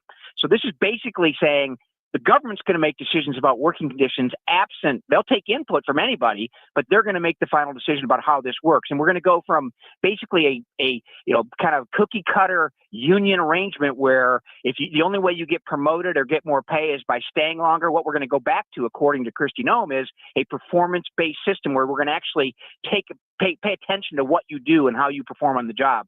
We think that's the right approach because the idea of government unionization, where you give a private organization the right to get between taxpayers and elected officials, and in this case, taxpayers and the national security element of our federal government, that causes real problems. I think she recognizes that, and we're excited that she's going to walk that back and let the federal government and the executive branch specifically handle this now, as opposed to having to negotiate terms and conditions of employment for these employees. We're visiting with Mark Mix from National Right to Work, and we'll tell you how to get in touch with him here in just a few minutes. Another aspect of dealing with the unions has to do, and a lot of people, Mark, don't know what the term official time means, but from a taxpayer's perspective, this is affecting us. What are we seeing from the Trump administration regarding government unions and this so-called official time concept?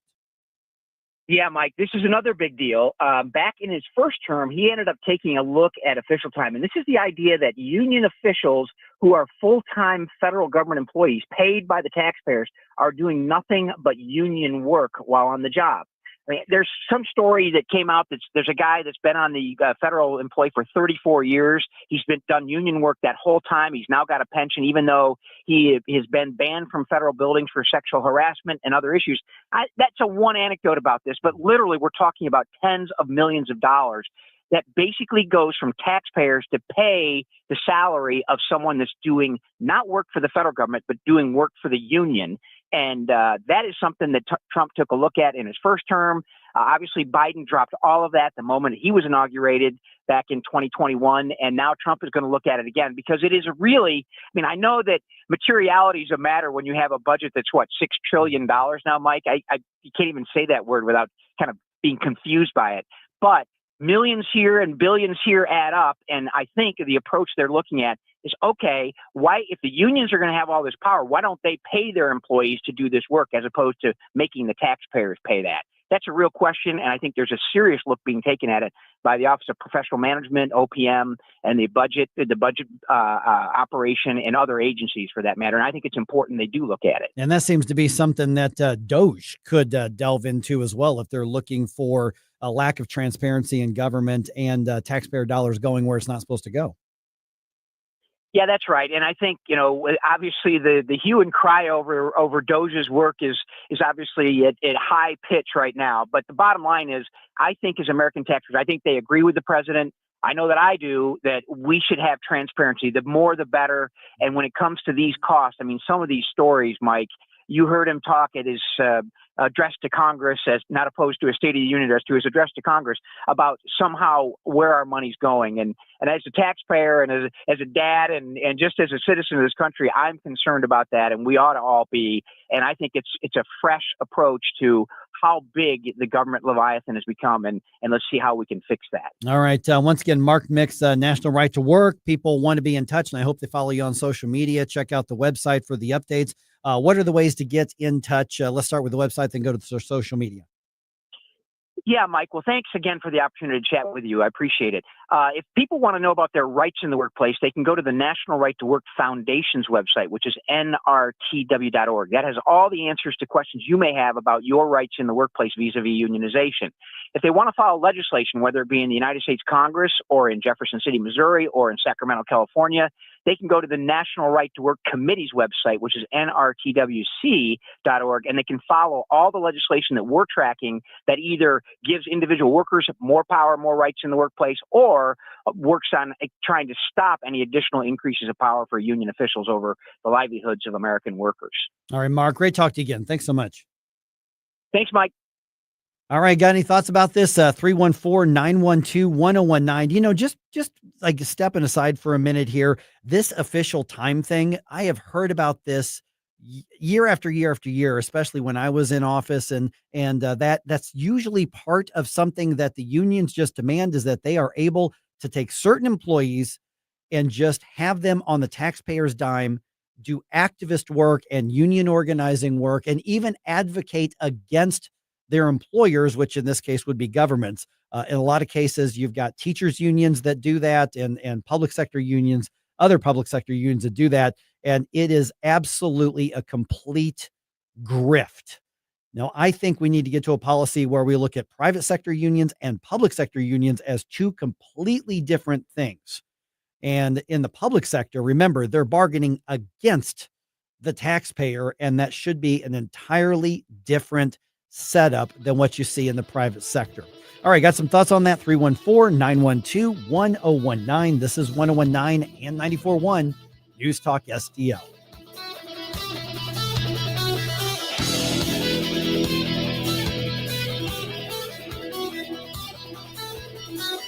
For podcasts, articles, and more, find us on newstalkstl.com.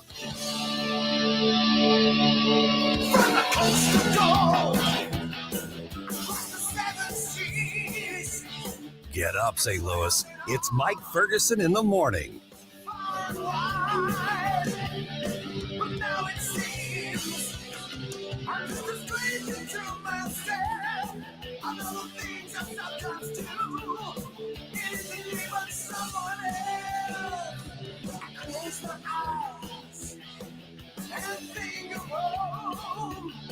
Another city goes by in the night. Hey, want to make your friends when they visit? They'll be impressed when they see your custom-made draperies, blinds, or shutters. Michael Proctor will personally help you select the correct colors to truly showcase your home. Then he will actually design, personally install everything. No overhead markup. That's going to save you money on draperies, blinds, or shutters. Call for an appointment at your home. Spell Proctor like doctor. Mike Ferguson here. Retirement should be a time you can relax. No more stress from work. But there's one thing you can't forget about when retiring. That's your money. Do you have enough saved to fund your income for life and keep up with inflation? How will you claim your Social Security benefits? And what about long-term care? The ClearPath Wealth Management Group at Stifel is here to help answer all of these questions. You can hear their latest views on the markets and investing during On the Money, hosted by Stifel financial advisors Bob Stockdale and Eric Robert, every Saturday morning at 9, right here on News Talk STL. They can help you get organized, guide you through critical retirement decisions, and create an investment portfolio designed around your needs. To schedule your free retirement plan consultation, go to clearpathinvesting.com. That's clearpathinvesting.com. Or call 636-695-2650, 636-695-2650. Stifel Nicholas and Company Incorporated, member SIPC and NYSE. Jewels on Hampton and St. Louis Hills is paying some of the highest prices on gold, silver, diamonds, semi-precious colored stones, coins, flatware, and fine watches on site. Jewels on Hampton is a premier jeweler featuring Alvanza's jewel art designs with an exquisite selection of diamonds, semi-precious stone jewelry, and vintage watches. Their expert design team can restyle your jewelry to today's contemporary style. They also do jewelry and watch repair. Need extra cash? Jewels on Hampton is paying some of the highest prices on gold, silver, diamonds, semi-pressure colored stones, coins, flatware, and fine watches. Bring in your collectibles and clocks and sports memorabilia and figurines too. Jewels on Hampton, 4506 Hampton, just 3 blocks south of Chippewa, and jewelsonhampton.com. Call them at 314-752-5000, 314-752-5000, and jewelsonhampton.com. Jewels on Hampton. This hour of Mike Ferguson in the Morning is brought to you by Stifel. Request a portfolio review from your Stifel financial advisor at stifel.com. That's STIFEL.com.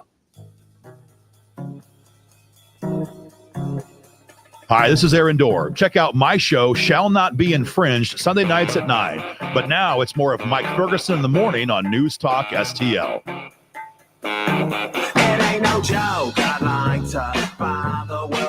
All right, the storms have moved through. It's nice and quiet now, but power is still being restored. Cleanup is just in the beginning stage right now from Friday's storms. So how did you and your area fare? I hope everybody's okay. Let me know. Send us a note on social media. Email me. Give me a call, 314-912-1019. That project on the southern border that Donald Trump started years ago. The little DIY thing. Yeah, a little thing there. Yeah. It's back up in progress. Oh, okay, so you saw him at Home Depot recently, just picking up some things. He was there. And all of those, all of that, IKEA. Yeah. all of that chicken wire that Valentina Gomez took pictures of, claiming she was helping build the wall. I guess you could. Yeah. And then 3 area teams are in the March Madness big dance. I'll tell you who they are here. It is 6:50. Let's go and dump some news on you. The Morning News Dump. Are you joking? Is this a joke? Listen, folks. The Morning News Dump. All right. According to the Missouri Highway Patrol, 13 people were killed by Friday's storms in the state. One of those deaths happened in Jefferson County, another in St. Louis County. So far, 6 tornadoes from that storm system have been confirmed. Jefferson County Sheriff Dave Marshak is going to be on the program at 8:35 with an update on the damage and also on that response. It's going to be cleanup time for a long time after the headlines move on to other things. Yeah. There's I'm looking at some of the damage images now, the video and everything. Just you can have a house that's completely destroyed, and then across the street, everything's fine. You just have a few downed limbs. It's one of those weird things about the weather out here. And, we saw that across the region with these very, severely damaged spots kind of scattered throughout. And then sadly, some individuals who lost their lives in the midst of that. Yeah. And, it's real easy to say, why didn't you listen to all the warnings? You could have prevented that, which I guess, is true. But the thing is that these storms, you don't know exactly where they're going to go. Yeah. And so, I didn't really hunker down, but I got set in. I'm like, okay, what happens if the power goes out? My phone's charged up. Well, I'll just ride it out, but other people have to go do stuff. So, it sometimes puts you in more danger. So, it's just look at it for the tragedy that it is. All right. President Trump ordering airstrikes on Houthi rebels in Yemen as U.S. ships have been forced to stay away from the Suez Canal. When I say U.S. ships, I mean military and also commercial as well. Not just from the Suez Canal, but the Red Sea and the Gulf of Aden as well, because of attacks from the Houthis. Secretary of State Marco Rubio was on Face the Nation backing the president's decision. This strike in Yemen is about the ability of the Houthis to strike global shipping and attack the U.S. Navy, and their willingness to do it. 174 times against the U.S. Navy, 145 sometimes against global shipping. That's what the strike is about. And also keep in mind that the Houthis were designated as a terrorist organization during the first Trump administration, and the Biden administration actually took the Houthis off of that list for some reason, while they were still shooting at us, while they were still sending missiles towards literally attacking our military in particular. So crazy. All right. Construction on the border wall between the U.S. and Mexico has resumed. under Trump administration version 2.0. Department of Homeland Security Secretary Kristi Noem was in Arizona on Sunday, posted a video of herself on social media at the portion of the wall that had begun under the Trump administration, the first Trump administration. Right at this spot, you can see where the border wall ends. As of today, we're starting 7 new miles of construction. We're going to continue to make America safe again. All right. And according to the reports from the folks at the border, during the month of February, there were about 8,300 encounters between Border Patrol agents and illegal aliens. Wow. That's down 94% estimated. Yeah. So just somebody comes along and they say, hey, stop that.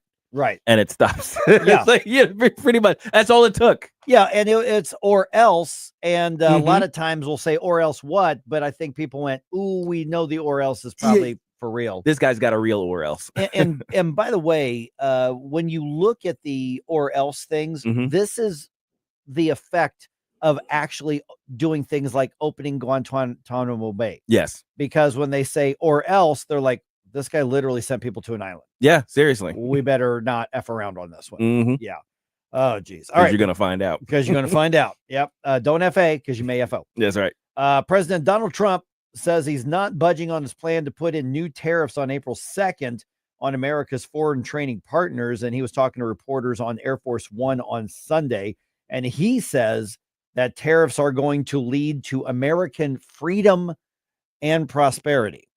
It's a liberation day for our country because we're going to be getting back a lot of the wealth that we so foolishly gave up to other countries, including friend and foe. And of course, there's nothing economically sound about that argument, but there's a lot of popularity with it. By the way, I just saw a report that says he's now threatening a 200% tariff on European alcohol.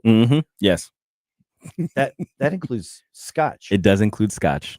You've gone too far, Mr. President. So there's some people you who know, are raising the cost of our houses and our cars and our manufacturing is one thing. Now you're messing with scotch and French wine. Yeah, you're gonna have to cozy on up to that Kentucky bourbon. All right. Notoriously left-wing Washington University is among the universities being investigated for racial discrimination by the Trump administration. Get them. Yep. It's part of the administration's crackdown on DEI programs. Now, remember, about a month ago, all higher education institutions in the country were warned they could lose federal funding if they continued with race-based preferences. Yeah, because we told you. That is autoplay from one of the websites. Sorry about that. Yeah. So about a month ago, all higher education institutions were warned if they continued race-based preferences in admissions, financial aid, or any aspect of student life on campus. And what happens is in the academy, especially in places like Washington University, the notoriously left-wing, they are so arrogant. They believe they are bigger than the laws and the grants and the programs that are feeding them, that are their basically their sugar daddy benefits from the government. And so we'll see what comes out of this. I mean, I don't know what's going to happen. Well, it sounds like they fafoed themselves. Yeah. in that situation. So, yeah. you know. So basically it's, well, don't you know who we are? We're entitled to these tens or hundreds of millions of dollars. Don't you dare criticize us. We have PhDs. We are the elite. And right now you got an administration just doesn't care. Well, pay your own way. Yeah, precisely. They've got an endowment worth a lot of money. Yeah. If they really wanted to finance themselves, they absolutely could. Sure. Nobody's losing anything. No. You just pull a few million or so a year from the billions of dollars of an endowment that you have. All right, got a lot going on in sports here. The brackets are set for March Madness. Mizzou is the number 6 seed in the West Regional. The Tigers will play Drake. Illinois, also a number 6 seed. They are in the Midwest Regional. They're going to play the winner of the Texas Xavier play-in game. And get this, man, SIU Edwardsville going dancing this year. They're in there. That's awesome. Yeah. They're the 16th seed in the Midwest. So basically, congratulations. You won the small conference. You get into the big dance. The bad news is that they take on number 1 seeded Houston. Bracket play is on Thursday. Cardinals play the Nationals today at 12:05. MLB Audio has that game. And the Blues beat the Ducks last night at Enterprise. Final score there, 7-2. That one wasn't even close. They just started scoring goals and just kept scoring goals. Sure did. Then they scored some more goals. Hungry for the best steak you'll ever have? Head to the heart of Moscow Mills and discover Harry J's, a local landmark and family-owned steakhouse, serving up excellence since '98. From mouth-watering appetizers to decadent desserts, Harry J's has something for everyone. Enjoy our extensive bar selection while soaking in our friendly family atmosphere. Whether dine in or carry out, your meal is prepared to perfection. Make the drive to 300 Main Street and treat yourself to a taste of Moscow Mills' finest. Harry J's, more than a steakhouse. We're a tradition. Tired of floors that don't stand up to real life? Hometown Floors has the solution. With 40 years of experience, they know floors. 100% made in the USA. Luxury vinyl, laminate carpet, pet-friendly, and built to last. Free in-home estimates, professional installation, and satisfaction guaranteed. Hometown Floors, making small business great again. Check us out at hometownfloorsonline.com. To our brave police officers and first responders, we say thank you for risking your lives to protect us. To all the incredible volunteers who've joined hands with the David Dorn Foundation to raise funds for equipment and services, we extend our heartfelt gratitude. We stand strong with our volunteers who give their time, talent, and dedication as a shield of support for those who rush into danger. The David Dorn Foundation gives a big thank you from our heart to yours. Visit dornfoundation.com and join as a volunteer. Hi, Kirk Hilsinger here, and I'm the new chairman of the St. Louis Republican Central Committee. I invite you to our meetings that take place the first Thursday of every month at 3710 Hampton Avenue. You can stay connected with us to learn more about how you can get involved, make your voice heard, and contribute to our shared goals. Together, we can make a difference in the city of St. Louis and the state of Missouri. For more info, visit our new website at stl-gop.com. That's stl-gop.com. Paid for by St. Louis City Republican PAC. Curtis Farber, Treasurer. KLGY HD3 Clayton, K270BW Bellefontaine, KNBS Bowling Green. This is News Talk STL at 1019, 94.1, and always streaming at newstalkstl.com.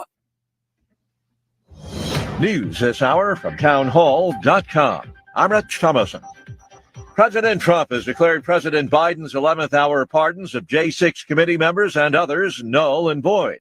Mr. Trump says the pardons are, quoting here, of no further force or effect because they were not signed by Biden himself, but rather robotically signed through the use of an auto pen, according to Mr. Trump. The Kremlin now confirming what the president said earlier, that he will talk tomorrow with Russian President Vladimir Putin about ending the war in Ukraine. On Air Force One, the president told reporters discussions have reached a point where there could be an announcement tomorrow. A lot of work's been done over the weekend. We want to see if we can bring that war to an end. Russia failed in its initial goal to topple Ukraine, but it still controls large areas of the country. We'll be talking about land. We'll be talking about power plants. European allies have been wary about the president's relationship with Putin and his hardline stance toward Ukrainian President Volodymyr Zelensky. We have a lot of it already discussed very much by both sides.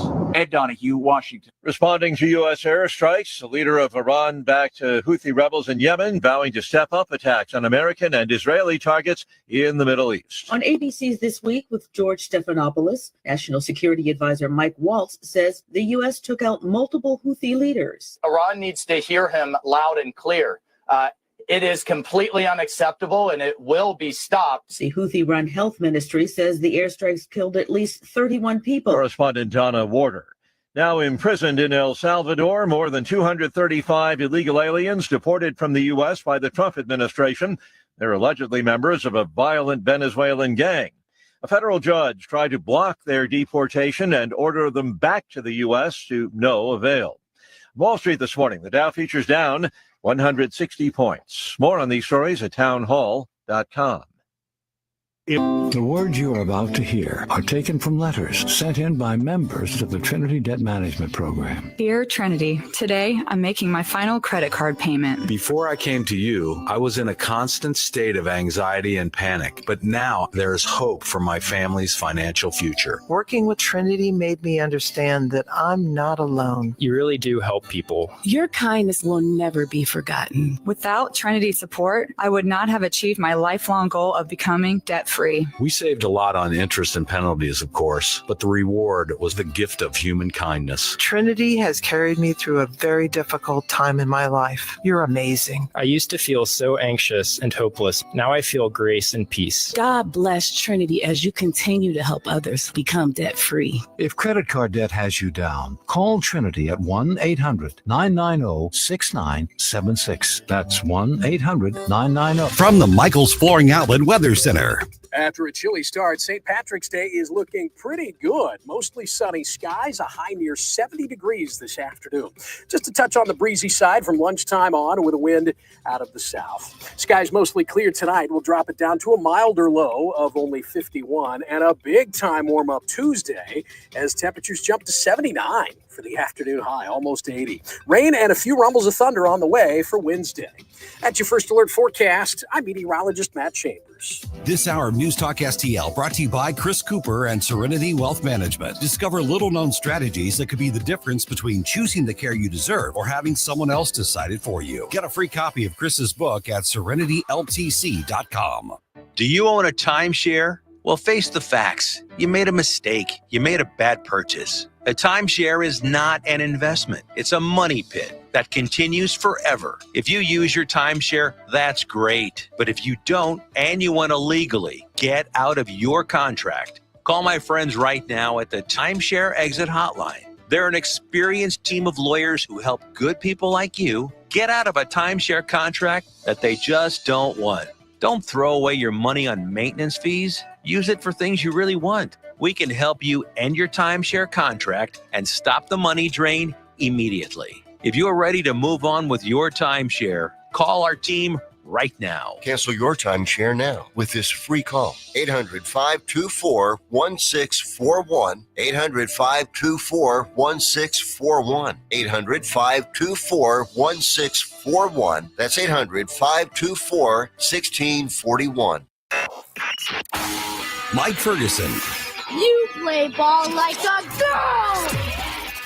Gabe Pfeiffer, I triple dog Darian! Get up! Get up! Can't you hear the alarm? Get up, St. Louis. So it's time to get out of bed. Pour yourself the greatest cup of Kofifi the world has ever seen. Rise up with one voice, drain the swamp, and take back our country. Today's the day we're going to do it, and it's time to do it right now, believe me.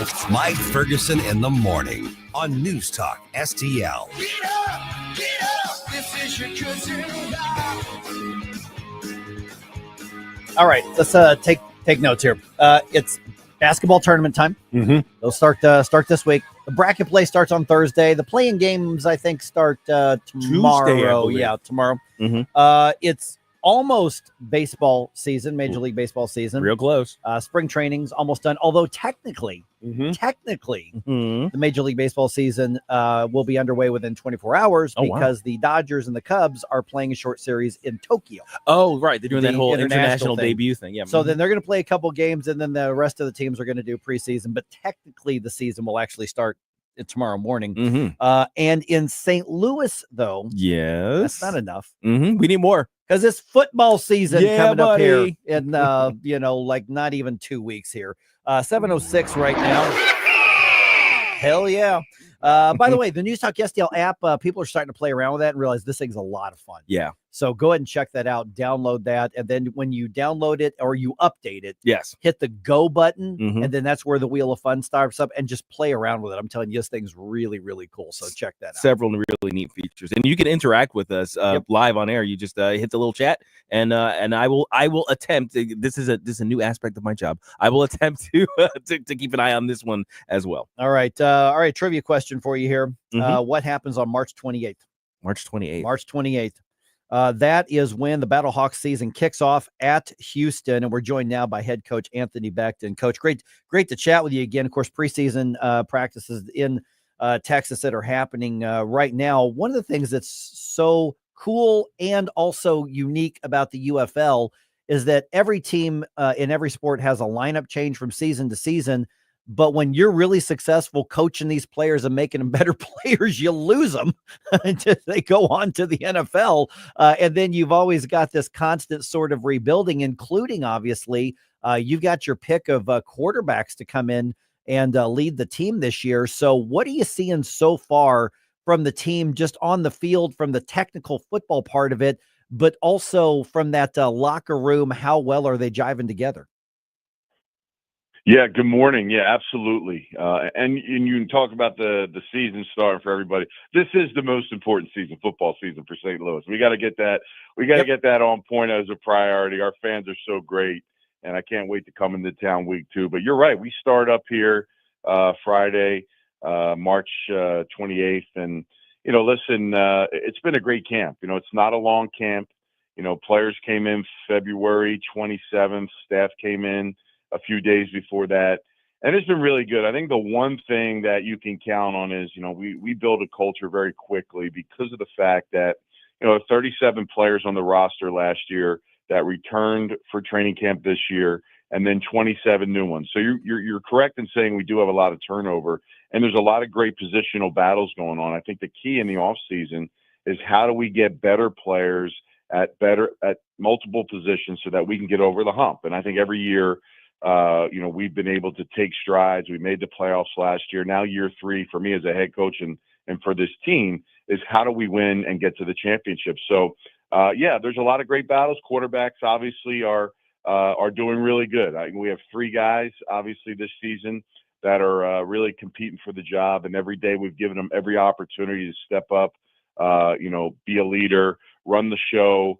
show the coaching staff, in particular on the offensive side, and the players that they can lead this team. And it's been great. I think what's great about it is, we're going to let it go all the way here till the last practice before we make our cuts, which is a scrimmage this Wednesday versus Arlington. And after that, we'll sit down and we'll talk about those situations. But we're in a good spot, man. Everybody's better across the board, and we feel good about the season. Morning, Coach. Gabe Pfeiffer here. So, as you mentioned, this is your third rodeo here with the Battlehawks, one with the XFL, and this is going to be the second one with the UFL. So, have you gotten used to the pattern? How different is it from other leagues that you've coached in? Tell me a little bit about your experience there. Yeah, well, it is very different, but yet similar to both college and the NFL. From the NFL standpoint, we're a professional football league. We run our day-to-day operations, our systems, offensive, defensively, and special teams are NFL-driven by some of the best defenses and offensive schemes that are out there. But it's also how do you condense it all in a short amount of time where, in NFL, on the opposite side on the NFL is that they have OTAs, the off season, all these different things. We got a new coordinator 2.5 weeks before the season, so we had to sprinkle and change some things there. We have a new quarterback this year that's going to be leading our football team, among other positional players that are bringing. So again, it's about how can you really squeeze it down. So you got to have a kind of a good plan on practicing. How do you manage bodies and maintenance guys? We don't want injuries because we don't have a lot of depth and we don't have a lot of guys out there that we want to bring in. We want to lean on the guys that we bring in on training camp. And from a college standpoint, man, it's very similar because it's like recruiting. And we have a quick one draft right after our season that are for the new draftees that are coming out from this college season starting up. But other than that, we're recruiting guys, free agent guys, everybody. It's kind of a free Wild West. And you got to try to get the best players to come in. We're always trying to get, at least for me, and this team is guys that are really close, guys that have been in training camps.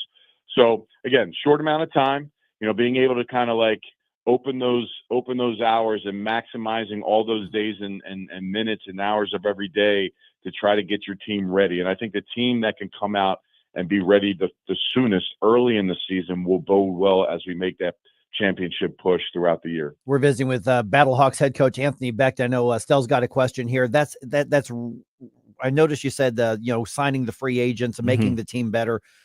Great concept. Would you mind dropping by the Cardinals front office and letting them know how that works? A little advice for them. I'm just saying, you may want to say, hey, this is working for us. You may want to think of it sometime. And I'm going to shut up with my snarky comments there on that right there. Well, people tell me, listen, that they in my ear and they're like, man, we got to get to a championship. We got to win a championship. Guys, I expand the whole thing. We've taken steps every year. When I look at the Cardinals, guys, I got to be honest with you. I open up the whole span of time. It's been a great organization. It's done a lot of great things.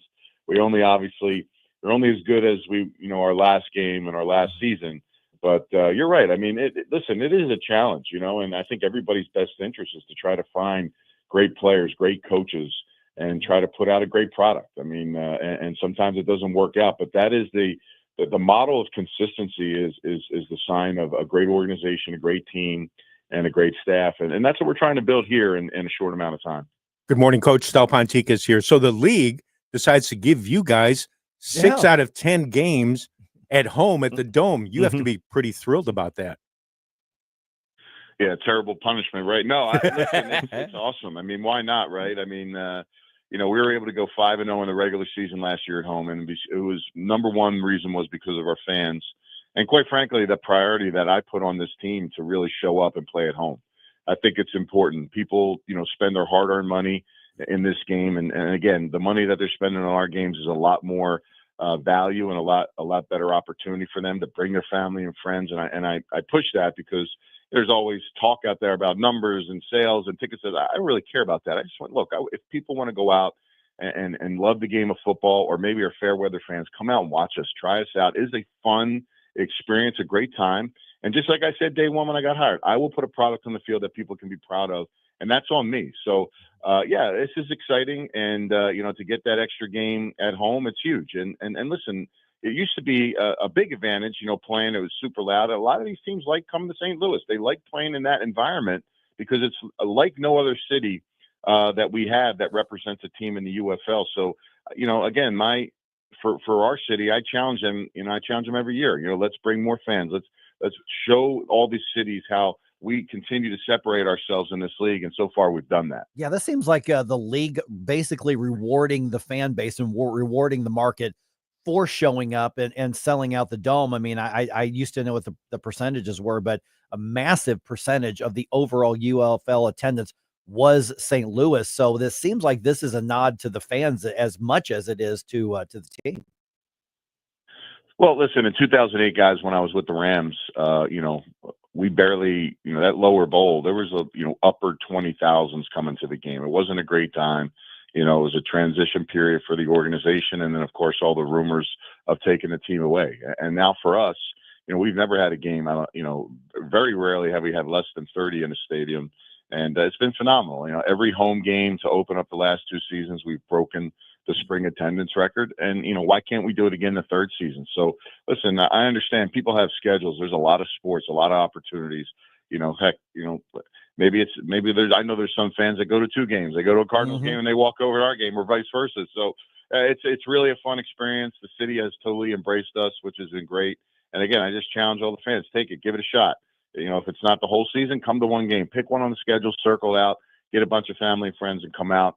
And it's going to be a great experience and a great season. Yeah, and the first home game is going to be against DC, and that's going to be April 13th, and that is a 2 p.m. game, so really easy to get to. Okay, before I let you go, Coach, here, you're scrimmaging and getting on the field with some of the other teams. You talked about how you're getting the Battlehawks better. What's the competition looking like? What's the UFL level of competition looking like from what little you've seen so far in preseason? Yeah, no doubt. Well, actually, we open up at home on Sunday the 6th against the San Antonio Brahmas. So that's that game. Oh, sorry, game we're stealing at home. I looked at the wrong. I looked at the wrong column. Basketball tournament. So we got San Antonio back in our building. We ended with them. Now we got to start with them, and I think it's going to be a great game to watch. But the competition and the players is good. I mean, for us, we feel like we have the best players on anybody's roster. We're chasing how do we win. All the games, 7 wins in 2 straight seasons, 70% winning percentage is great, but I want to win them all. And I'm very adamant about that to our players. I want to go 12-0. I want to win every game. And I want to make sure these guys go out there and treat it like a championship game every single week, because we don't have a lot. Guys are trying to put great things on film for themselves individually. But if we play well as a team and we win, that just draws more eyeballs, not more eyeballs for scouts, more eyeballs from fans. More eyeballs for people that matter for everybody. So, listen, the competition is really good throughout the league. There's a lot of good players, and we're just trying to build something here faster than everybody else so that we can put a winning product together and win all the games this year. Yeah, and thanks for correcting me on that. I looked down instead of over on the schedule. Yeah, April 6th, the home opener.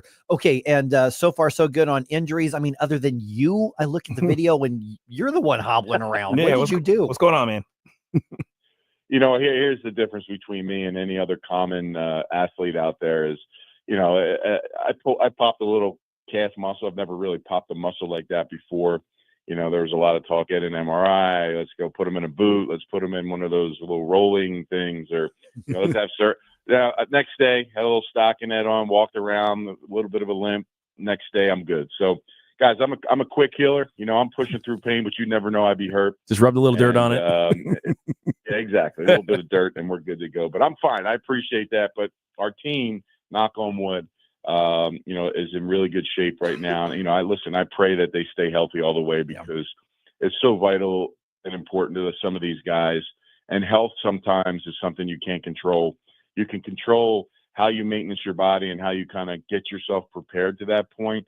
But freak things happen, just like my calf. Hell, if I was a player, I probably thought I'd be out when it happened 10 days. Well, it happened to be 2 days. So again, it's the luck of the draw. So these guys have been really working hard. I really push and really message a lot about body maintenance and things to make those things happen, because it is critical in our league, because we just don't have, a bucket of players we can bring in and just plug them in. It's tough, So again, I'm fine. I appreciate that, and I'm ready to rock and roll. I'll be ready with bells and bouncing around on game day come week 1. All right, and hopefully we'll chat with you right before that game as well. Coach Anthony Becht from the St. Louis Battlehawks. Thanks so much, Coach. Really appreciate it. Thanks, Coach. You got it, guys. Thank you. Go Battlehawks. That's right. All right, 314-912-1019. Another one of these stories popped up in the news. Huge award of a civil lawsuit over coffee. Oh, yeah. It happened again. Another one. If you're our age, basically, you remember the one we're talking about. Yeah, but this happened again, and this is a massive award. So let's talk about whether or not this is justified, or if we are dealing with an out-of-control judicial system, civil and criminal. We're talking about the lawfare with Donald Trump, but is it the craziness just beyond the political stuff? We'll talk about that just ahead here on 101.9, 94.1 News Talk STL. Before you blow us all away. Get up, St. Louis. It's Mike Ferguson in the morning. Get up, can't you hear the alarm? Get up. Tim Jones and Chris Arps in the afternoon. Did Donald Trump and Republicans make everything great again over the weekend? We'll discuss with Senator Jim Talent at 425. At 525, Red State Headlines with Susie Moore. Tim Jones and Chris Arps. Weekdays at 4 on News Talk STL. It's almost time for baseball's return to St. Louis. Get ready to watch your Cardinals take the field at Busch Stadium. From home runs and fireworks to historic plays and rising stars, there's no better way to catch Cardinals baseball than with thousands of friends, old and new, in the sea of red. Grab your tickets now to join the fun in Cardinals Nation. Visit Cardinals.com for tickets and info. St. Louis Cardinals for the Lou. Game tickets? Check. A round of cold beers? Check. Ballpark hot dogs? Check. Baseball is back, and nothing beats a night out with the guys. Or ladies. At a Cardinals game. From thrilling games and mouth-watering eats to the iconic ballpark energy, Busch Stadium is the ultimate spot for you and your crew to dive into America's favorite pastime. Make your next night out the best one yet. Join us at Busch Stadium, where every hour is happy. For tickets, visit Cardinals.com. St. Louis Cardinals for the Lou. Hey, it's Susie Moore to tell you about Michael's Flooring. Michael's is known for quality, variety, and an all-around great experience. Installing new flooring should be exciting, not a hassle you dread. Michael's has solved that, and their long list of happy repeat customers is proof. They've been locally owned and operated for more than 30 years. Carpet, hardwood, laminate, luxury vinyl, ceramic tile, it doesn't matter.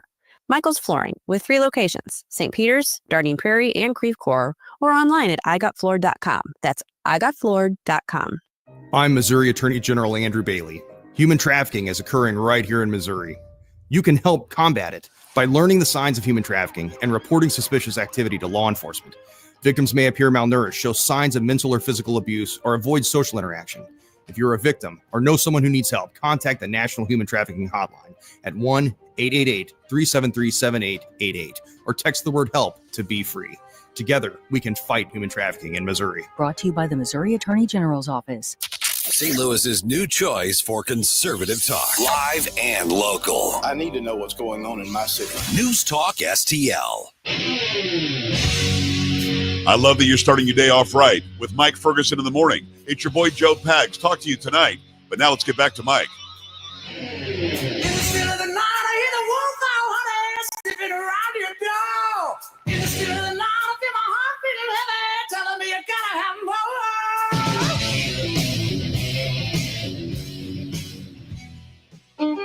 Today's show is brought to you by St. Patrick's Day, which is Irish for Cinco de Mayo.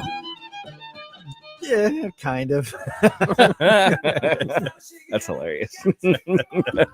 Basically, the ethnic drinking holiday. Basically, yes. Ethnic drinking holiday 124. An excuse to get blitzed. Yeah. Yeah. Which I've never quite understood that. Yeah. Just the need to have an excuse to do it or to do it at all. Yeah, neither of those compute. No, there's a ton of stuff that's going to be fun. I mean, there's a really vibrant, I'll just say generically Celtic between the St. Andrew Society, the Scottish stuff, and then all the Irish stuff. Mm-hmm. There's a lot to do. You want to go see dancing or music or food or anything, but of course, have your drinks, as well. Responsibly, please. Yeah. And ironically, in Ireland, it's not anything close to what it is here. Oh no, not even.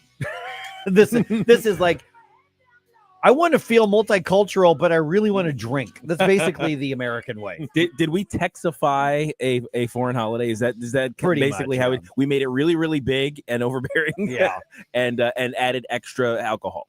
Like that sounds like the typical thing that America does with various holidays, that especially the ones we get from other countries. Right. But even our own, so I am decades behind the times. It was this past year that I was informed that apparently Thanksgiving is also a massive drinking holiday. Oh, is it? I did not know that. Wait a minute. It is? So apparently, especially with I guess I'm younger because, my daughter is, she's a bartender, and she says that I guess the Thanksgiving is like, they have a Thanksgiving rush on the bars. There's I had no idea. And a lot of it centers on the night before. Yes, I believe, which is very odd. I thought that was weird the first time. I mean, I heard are you that. just bracing yourself for your family coming in? I'm going to take a guess that that's it, because you also have to remember that this is probably one of the most medicated and mentally disturbed generations in American history. So them coming to meet with probably more normal family could be, they could take it as a problem. We need to self-medicate with alcohol. Yeah. All right, 7:25 right now. Another insane lawsuit award. Get this. I got mixed feelings on it because $50 million to say is excessive is an understatement to me. Yes. But they did hit a left-wing company. So I'm like, maybe let it slide. Maybe this time you let it slide. Yeah, exactly. So here's what happened. A jury in California. Okay, there we go. That's part of the story. Yep. This just ruling came in on Friday. They have ordered a guy named Michael Garcia an award of $50 million. From Starbucks. Okay. So this is another one of those cases. And remember, back in the day, back in 1994. Yeah, 94. So we're literally now looking at 31 years ago. Jeez. Oh my gosh. Oh, that hurts. That hurt when you said that. Wow. And the words were coming out of my mouth. I wanted to just grab them and put them back in. Yes. Oh my God. Man, that's rough. Oh, the 90s were 94 was the McDonald's? Yeah, 94. Yeah. Oh my goodness. Right. Yeah. So wow. Here's what happened. He was picking up drinks at a drive-thru in LA when one of the coffee lids something happened and the lid came off and it spilled all over him there in his lap. Right. And he, according to the lawyer, suffered severe burns, disfigurement, and debilitating nerve damage to the nether regions. I can say that. Yes. And so the lawsuit was filed back in 2020. The lawsuit accused Starbucks of breaching its duty to care by failing to secure the lid on this. So that's another, just like the 1994 lawsuit where a woman spilled hot coffee on her lap. Now, I mean, listen, coffee can burn. I have 3rd-degree burns, right, that you can see to this day that came from coffee. So it can happen. But in that case, in 1994, she got $3 million, but that's in 1994 money. So I don't know what that would translate into today, but that's still a lot of money. So the lawyer for Michael Garcia says the client was picking up 3, drinks, I guess, on the way to work or something like that. The hot drinks weren't pushed into the container fully. When the barista handed the order, a drink fell out of the container and onto Garcia. So, he was taking possession of it. So he says the damages included physical pain, which, mental anguish, loss of enjoyment of life, humiliation, inconvenience, grief, disfigurement, physical impairment, anxiety, and emotional distress, according to the verdict from Courtroom View Network. Okay, so in 1994 $3 million. If you were to have an equivalent award today, it'd be $6.5 million. Oh, okay. So this is much. This is Yeah. almost like eight times more. That's a lot of money. That's a huge amount of money. So here's his lawyer named Michael Parker commenting on this, and people like us who are going, really, $50 million? Yeah. Okay, so here. Starbucks says if our hands are off the drink, then no matter what happens, we're not responsible. It's a reasonable verdict. It's justified. This injury changed Michael's life. It was gross negligence. No amount of money is ever going to make up for what happened to him. I mean, this is a 25-year-old man whose whole life has been changed, but he's grateful. $50 million is a lot. Well, I'm sure the lawyer finds that it's reasonable because he's going to get half of it. Yeah, that's the thing. He gets a very large percentage of that number. So the thing is, if it was $6.5 million, he wouldn't be quite as happy as he is with the $50 million. It wouldn't be quite as verdict. reasonable. Yeah, exactly. I mean, okay, so isn't there something to say? Well, once it's out of their hands, once they hand it over to you, I mean, you want hot coffee. Yes, you want your coffee to be hot, right? So at that point, that's a $50 million transaction there. So some Starbucks barista just handed something out and now is pegged with, you cost the company $50 million. Right. Well, that would suggest that every transfer of a hot drink between a barista and a customer is a potential $50 million snafu. At least in California. At least in California, right? So, that kind of puts a damper on it. I think their hiring practices if they're basically going to entrust the baristas now not just with pouring coffee, but with actually making that $50 million transfer however many times a day. Yeah, that's I mean, $50 million. That's a lot. Okay, I mean, I don't know to the extent of the injuries because it sounds like this may have really messed up. Yeah. Now, some, if it's permanent, I mean, does that change if this is a permanent change to his entire life because of nether region damage? $50 million? I don't know if okay. Now I'm trying to put my I started out putting myself in the position of like a barista, or head of the Starbucks. Now let me put myself in the position of the guy whose life has changed. Is $50 million enough? I'm kidding. I'm kidding. That's a dude speaking. I'm kidding. But seriously, though, I mean, obviously, you have to account for any medical expenses, things like absolutely. that. You have to put some number on a life change if there is a life, like an actual life change. But $50 million still sounds like a lot. It still sounds like too much. A lot. Maybe 10. Yeah, maybe 10. But I'm also thinking, if you have the drinks and you spill it.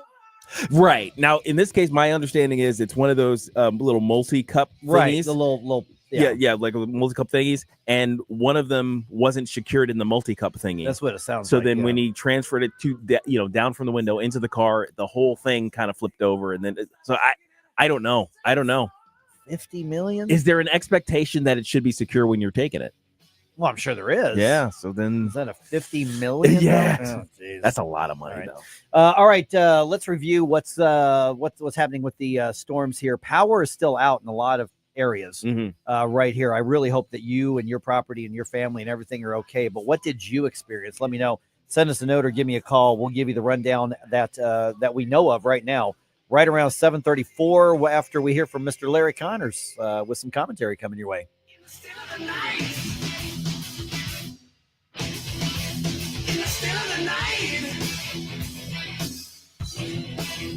This is News Talk STL at 1019, 94.1, 99.1 HD3 and newstalkstl.com. Get up. It's Mike Ferguson in the morning. Waiting for the night to come. Ooh, baby. In the spirit of the night, in the cool moonlight, I feel my heart is aching. From the Michaels Flooring Outlet Weather Center. After a chilly start, St. Patrick's Day is looking pretty good. Mostly sunny skies, a high near 70 degrees this afternoon. Just a touch on the breezy side from lunchtime on with a wind out of the south. Skies mostly clear tonight. We'll drop it down to a milder low of only 51 and a big time warm up Tuesday as temperatures jump to 79 for the afternoon high, almost 80. Rain and a few rumbles of thunder on the way for Wednesday. That's your first alert forecast. I'm meteorologist Matt Chambers. Why leave your company's story to chance? In today's digital world, video content isn't just an option. It's essential for your success. At Blue Ocean Media Group, we've spent decades crafting compelling visual stories for businesses just like yours. From concept to completion, our award-winning team transforms your vision into powerful video content that connects with your audience and drives results. Don't trust your brand to amateurs. Partner with Blue Ocean Media Group. Visit blueoceanmediagroup.com today, and let's bring your story to life. Larry Connor's commentary, brought to you by Vincent's Jewelers, offering a wide selection of jewelry, including lab-grown diamonds, affordable earrings, bracelets, necklaces, and rings, up to 75% off their natural counterparts. Visit vincentsjewelers.com. This is Larry Connor's commentary on News Talk STL. CNN's Jim Acosta making a fool of himself again. Back in the White House press room, trying to argue if Trump will demand all those moving to the U.S. must speak English. He's basing that on Trump's executive order that English is now recognized as our official language. That's different than what Acosta is creating in the dark webs of his mind. But don't let the facts interfere with his bias. He was arguing with White House advisor Stephen Miller that only those from England or Australia would be allowed to become Americans. Miller didn't hesitate. Jim, that is the most stupid thing I've ever heard you say. And it's a slur against immigrants who come from all over the world and learn to speak English before or after arriving. But it is a fact that if they want to become a naturalized citizen, they must demonstrate the ability to understand, read, and speak English. Other countries, Norway, Germany, France, they all require you have a fundamental grasp of their languages if you're going to become a citizen in their country. Even Canada says to become a citizen, you must be able to speak the language. Eh? Can someone explain all this to Jim Acosta in English that he understands? Get more Larry Connors on Larry Connors USA. Tonight at 6 on News Talk STL. My sponsor, Wellington Environmental, has helped thousands deal with hazardous materials. Hospitals, offices, schools, even homes. Here's something new. Wellington now offers dustless blasting. This is just like sandblasting, but without all the dust and emissions. Wellington uses everything from ground glass, walnuts, corn, even dry ice pellets. One university had Wellington remove their parking lot striping because dustless blasting is fast and it does not damage the concrete. So as a business or homeowner, I'm sure you could use this process. Industrial tanks, swimming pools, graffiti on buildings. And in fact, Wellington is blasting a Texaco station that will be revised as an historic building. Check the website for details and photos. WellingtonSTL.com. WellingtonSTL.com. Looking for a unique dining experience? Discover Affinity Kitchen, the Midwest's only authentic Uyghur restaurant, now open in Chesterfield Valley. Join us for a culinary journey through halal Chinese cuisine that's already winning hearts in New York and LA. Our locally owned restaurant brings the vibrant flavors of Uyghur culture right to St. Louis. Visit us today and receive a free eco tote bag with any purchase over $35. Affinity Kitchen, where tradition meets taste. Find us in Chesterfield Valley or online at affindykitchen.com. Hey, Columbo here for Rockwood Charcoal. Rockwood is made from 100% pure Missouri oak and hickory, so you're cooking with the best and supporting local industry and a local business all at once. There's over 100 area Rockwood retailers. Find yours at rockwoodcharcoal.com. Here's my problem. Completely agree with your sentiments. He talks about we're divided. Well, yeah, we are. And we need to wake up as a country and realize what's going on. 1019 and 94.1. Number one for conservative talk. News Talk STL.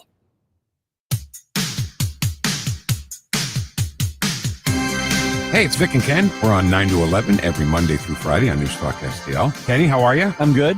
You know, you got to be some kind of weirdo to get up at 5 o'clock in the morning. You do, believe me. And that weirdo is Mike Ferguson in the morning show on 1019 and 94.1 News Talk STL. Whoosh.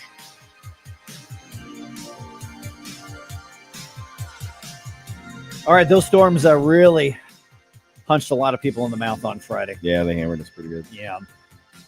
We've got the pictures of the damage that we've seen all over the metro area from Edwardsville to Jefferson County. And 1 hour from right now, we're going to have Sheriff Dave Marshak from Jeffco going to be on the program, giving us the update on the damage and obviously the response. And tragically, one of the deaths from the storms happened in Jefferson County as well. And the thing is, the forecasters, I would say for the most part, got this one right. Oh, they called it right. Yes. They called it. Mm-hmm. Even having said that, they're still so unpredictable. Yes. In the spring. Yeah. Well, almost spring. Spring's what? Thursday, I think, is the first official day of spring. I think it is. With the tornadic activity, you know, so the fact that they got it pretty much right is remarkable. Absolutely. Now, that was one of the interesting things to kind of get used to in terms of weather when I came out here, because I'm an East Coast boy. Mhm. I grew up in New York and I went to school over in the Boston area. So our big storms were hurricanes. Right. Those are the types of storms we would get. Which you've got a week and a half or 2 weeks notice. Easily. Of. You know, Yeah. and honestly, they would start as tropical storms in the Caribbean, essentially. And they're like, okay, we're watching this. It may develop into a hurricane. And that's like a month out. It feels that way anyways. Right. It's so long. And you got plenty of time to cover it. You got time to board up your windows with plywood and stuff like that. Like that's the kind of time we had with hurricanes. And the area in which it could hit was pretty specific. Right. You know, even when you factor in how it could shift, north or south one way or the other, it's a gigantic storm, so you're getting hit. With tornadoes, you come out here and it's like, okay, this is a tornadic storm system. At any point, anywhere, at any time during a certain period, the house across the street or your house could get hit with a spiraling tube of wind, and it could rip your roof off, or not. Right. So Yeah. it was a very different mindset coming out here. And another thing that's hard to understand is for you guys on the East Coast, there's always storms going up the coast. Yeah. For folks here in the Midwest, take a system like this. They're telling us 5, 6, 7 days in advance, look out, we may get hit. You're looking at maps that show a little storm system that's in the Aleutian Islands of Alaska. Right. Yeah.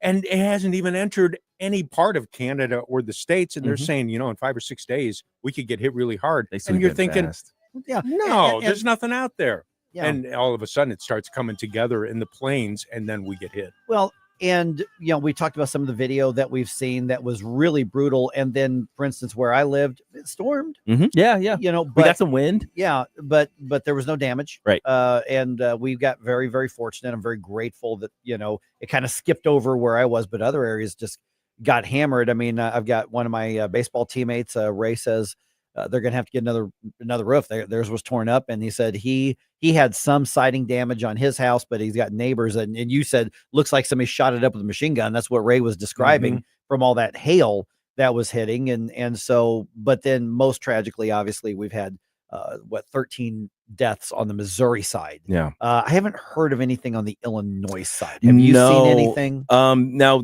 among the 36 total deaths in the country, Right. It hit 6 states: Missouri, Mississippi, Kansas, Arkansas, Alabama, and Texas. But Illinois managed to come out at least unscathed in terms of fatalities.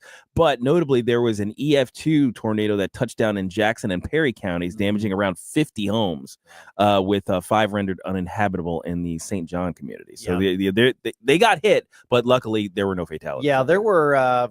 For instance, when I was driving over on Saturday, I went basically around Scott Air Force Base to go to the ballpark where we were practicing, and I saw a lot of big trees uprooted. Yes.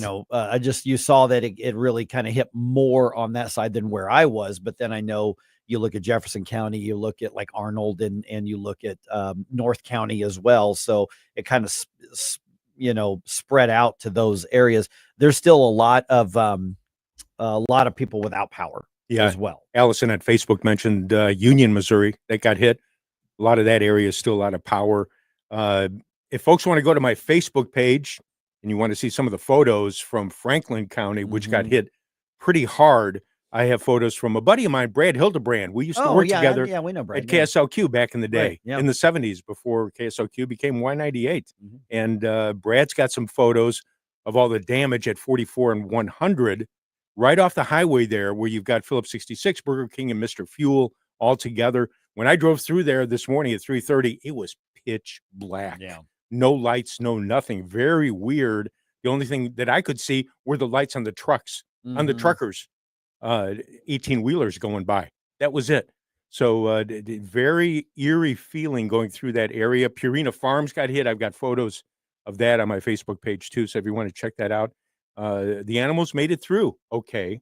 So that wasn't an issue, but they had some extensive damage on their farm. Amy on Rumble says the worst storms almost always travel up 44. It seems that way. It kind of seems that way. It's It like really there's, kinda a does. pattern. Yeah, that's absolutely right. Yeah, I don't know why, but she's right about that. She says they're still their internet is still out where she is. So there's a lot of people who are inconvenienced by this. But there were also, there was a lot of serious damage. I know that one of the tornadoes hit a campground area. Oh, wow. And that was, I know that there was at least, I think that was Wayne County, where there were 6 deaths. I think that there were in Wayne County. And at least 2 of those came from a camper being picked up and thrown, and the people were still inside of it. Yeah. When things happened. Yeah. And Villa Ridge and Gray Summit out in our area out there off of 44 got hit pretty hard. So you're right. For some reason, it's as though they come out of Oklahoma and they head right up 44. Yeah. It's the oddest thing. It really kind of is. So I hope you and yours are all well and safe. If you have any pictures to share, you can email them to us or send them to us on social media as well, or just give me a call here. All right, 7:45 on a Monday, so we got a lot of bad stuff happening. But Gabe, you're gonna give us a little bit of an antidote for that. I'm gonna help you out. That's right. With Tell Me Something Good coming your way at 7:49 here on 101.9 and 94.1 News Talk STL. This is News Talk STL at 101.9, 94.1, 99.1 HD3 and newstalkstl.com.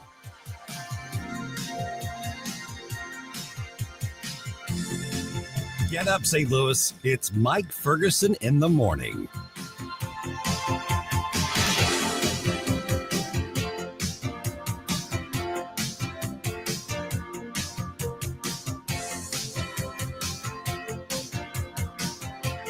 Tim Jones here with Eric from Newstetter's Fine Jewelers. Eric, we often talk about the Newstetter's difference that folks feel right when they walk into the front door of the store. Newstetter's Fine Jewelry is truly where honesty and integrity meet. We're all about quality at a fair price. Our goal is to guarantee that the gift you give will be loved for a lifetime. Come in and meet our professional staff that will put your needs above all else. Experience that fantastic Newstetter's difference today at wowdiamonds.com. Newstetter's Fine Jewelers, wowdiamonds.com. Let's get together and celebrate our great victories. Tim Jones here inviting you to join News Talk STL and all of our conservative friends on Friday, March 21st at Old Hickory Golf Club in St. Charles for the Lincoln Trump Dinner. Cocktails, dinner, lots of great speakers, and more. Log on to stcharlesgop.com for details and to purchase tickets. The 2025 St. Charles County Lincoln Trump Dinner, March 21st, stcharlesgop.com, stcharlesgop.com. Hey, News Talk STL listeners, this is Levi, CEO of Reach Reproductive Health. There was a huge gap left when the biggest pregnancy center in St. Louis had to close their doors right after Amendment 3. But by God's grace and power, Reach has been able to step into that space. We have acquired Thrive centers and are continuing operations in greater St. Louis. I have a request for you. Would you pray and consider getting to know Reach more? We are here to see babies saved and families transformed by the power of Christ. Get to know us on our Reach community website, outreachforlife.org. That's outreachforlife.org. Hey folks, Jamie Allman here. Exciting things are happening at the Hideout in High Ridge. Famous for the Sunset Patio, 4 big screen TVs, live music and events, and of course, the wings. The Hideout now has a brand new menu featuring handcrafted burgers and new items like their signature sunset dip and Dave's Chili. And now a second location, the Hideout at Sugar Creek Golf Course in High Ridge, featuring great event space. You can stop by for lunch or dinner. The new 2025 Hideout and the new Hideout at Sugar Creek Golf Course. We'll see you there.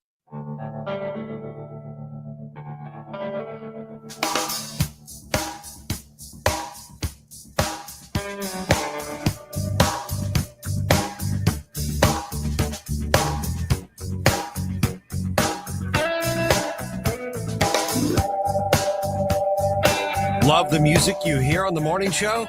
Check out Mike's morning music playlist at newstalksTL.com. And a happy St. Patrick's Day to everybody.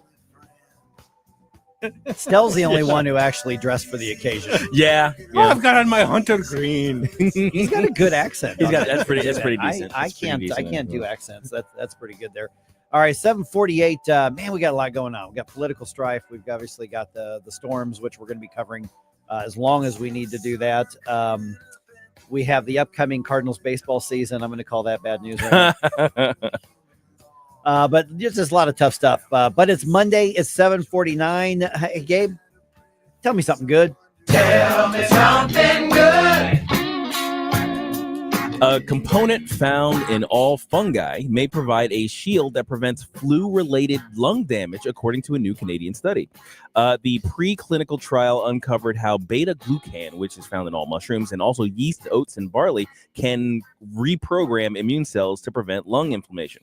Most flu-related deaths aren't caused by the virus itself, but by an overreaction of the immune system. So a team of scientists led by Professor Mazier Devangahi at the Research Institute of the McGill University Health Center discovered that the unique structure of beta-glucan prevents certain immune cells from going overboard. And they demonstrated that administering the compound to mice before their exposure to influenza reduced lung damage, improved lung function, and lowered the risk of illness and death. So is this something that would be considered a possible natural treatment, or is this so bastardized of the natural ingredients that it's just big pharma, or does it appear to be based on the actual natural stuff? It's based on the natural stuff. Now, what big pharma is probably going to do is develop an artificial version of beta glucan and patent the process by which to derive that, and then that's where you get the medicine that they're going to end up giving us. People's like growing horns out. Yeah, exactly. That's probably what's going to happen. And more importantly, did you choose a story because it's from Canada? Well, maybe. Since McGill is in Montreal. Exactly. Yeah. So we're going to be looking at some potential help for because remember, this is one of the most common illnesses in the United States. I mean, a flu season runs out. We dismiss it, so much every year, but we forget that if you're vulnerable or immunocompromised, the flu is deadly. Absolutely. And it kills lots of people. Yeah. This hopefully can prevent that. Tell me something good. Everybody knows the internet was invented to share pictures and videos of cats. Right. That's not a controversial statement. That's the reason that was so this truth is no better demonstrated in recent weeks than the story about the entire city of Plymouth, England, banding together to chronicle the adventures of a cat called Mischief. So in addition to a Facebook group, is Mischief Calico Cat? no, not in this case. Okay, Sounds like a movie title. I'll tell that story. Yeah, you're gonna have to. So in addition to a Facebook group to keep track of Mischief, there's also an interactive map for people to pinpoint where they've spotted him, with pins providing dates, descriptions, and even photos uploaded by the many who have been fortunate enough to catch a glimpse of this locally famous feline. Now, and Mischief truly lives up to his name, with pictures showing showing him sitting on a chair at college, on a desk at the Plymouth Naval Base, admiring a well-poured pint at a local pub, and taking a nap at one of the checkouts at a supermarket, and more. All of these places being miles and miles apart in the city of Plymouth. Wow. So with all this roaming, you'd think Mischief was a stray, but he actually has a home. He was one of several kittens born to Tony Blackmore's previous cat, and is one of two that Blackmore and her children kept. Mischief and his sibling Chaos. So I can see the toppled house plants and shredded furniture right now. Yeah. Tell me something good. Engineered cartilage from nasal septum cells is helping treat complex knee damage, according to researchers in Switzerland who have developed the implants. An unlucky fall while playing football or skiing can end an athlete's career, and such damage to articular cartilage does not heal by itself. Right. It also increases the risk of osteoarthritis. So researchers at the University of Basel Hospital have been working on the new method for several years and can now show that even complex cartilage injuries can be repaired with engineered cells taken from tiny piece of the patient's nasal septum, so that inside nose stuff, and then allowing those cells to multiply in the lab on a scaffold made from soft fibers. So the newly grown cartilage is then cut into the required shape, implanted into the knee joint, and actually grows and actually heals the whole thing. So with any luck, this technology will continue to improve, so Mike can continue to be a top-tier old man baseball backstop well into his 90s. Yeah, because believe me, my knees are barking at me, at least my left one. Yeah, so this is hope for you, Mike. Okay, I'm in. Tell me something good. Now, to help plan to have a good week, Tuesday is National Sloppy Joe Day. Oh, I love Sloppy Now, Joe. Sloppy Joe Day at school was second only to Pizza Day. Yes, Right, so those are the two favorite days. Wednesday is National Chocolate Caramel Day. Oh, okay. That's a good combo right there. Thursday is National Ravioli Day. Now, not This is- toasted. if you're trying to lose weight, this is not the week to This do is it. not the week to do it. No, absolutely not. And Friday is National Common Courtesy Day. So remember your please and thank yous. Okay. And today, of course, is St. Patrick's Day, which for some reason is shared by National Corned Beef and Cabbage Day. Not sure why. I have no idea. Oh my goodness. All right. Okay. I should probably follow up and tell that story. Yeah, I think you do have to tell the story. Because you're talking about mischief. I Yes. love that people get enthralled with one animal, and the animals, especially cats, kind of figure out that they're a big deal. Right. They really do. So that's got to be a lot of fun. Oh, he's a local celebrity. I don't think I mentioned this on the air, but just over a week ago, Punky got out. Yeah. Punky disappeared. Mm-hmm. That was Punky was my mom's cat. Now it's our cat. And Punky was gone. Yes, she somehow got out and was just out and about. And we're talking over a week. Now this is the second time that Punky has gone AWOL. Punky did, well, because I did mention that on the air because Yeah. it was 2 or 3 Christmases ago, Mhm. and my mom was getting ready to drive here, but she was leaving a day early because we had that big snowstorm, brutal snowstorm and cold front moving through. This was the actual below 0 temperatures, and Punky got out and my Explored mom Kansas City. explored but my mom's like, I have to beat the storm, and Right. so we just assumed that Punky was going to be a catsicle Right. after a little bit, Mhm. but somehow she survived like 8 days. Yeah, cat came and back they the very found next her, day. and then Wow. little furball gets out here. Yep. And That's with the same thing. gone over a week, Mhm. and we've had 2 rounds of storms and everything. Mhm. And I mean, my daughter was coming in between her work shifts, knocking on doors, handing out Have you pictures. seen this little the whole calico cat thing. running around Right, here? exactly. Very friendly. She'd probably come if you did the. Yeah, she definitely would. And then neighbors are sending Rachel pictures from their Ring doorbell. Well, we just saw she was walking around. Yeah, it's just walking around. And yesterday, Mhm. somebody did the whole thing, and Punky's like, "Oh, somebody else to play with," Yeah. and called Rachel, and so Punky is now back home, where she needs to stay. Yes. And everybody's thrilled about this except Rosie, Yeah. who thought she'd gotten the house back to Right, herself. yeah. But yeah, because I remember, hey, it's a small thing, it's a cat, but we're really kind of upset because it was such a good cat. for my Oh, mom, she's and- a great cat. and unfortunately, Mom couldn't take her with her when she moved, so we took her. Mhm. But yeah, I gotta tell you, I'm just gonna admit it on the air. Mhm. Her getting out, Yeah. and me believing that she was just gone. Mhm. Because I mean, it's one thing if you're in a retirement community that's kind of small and spread out a little bit. We're in a suburban area where everybody walks their dogs. Oh yeah. There's hawks and whatnot. bigger raccoons. There's hawks. I just assumed that she was lost for Right. good. I didn't think we were going to get her back. I got to tell you, that upset me a lot more than I thought it would. I mean, Mhm. like, it's a cat. I understand that.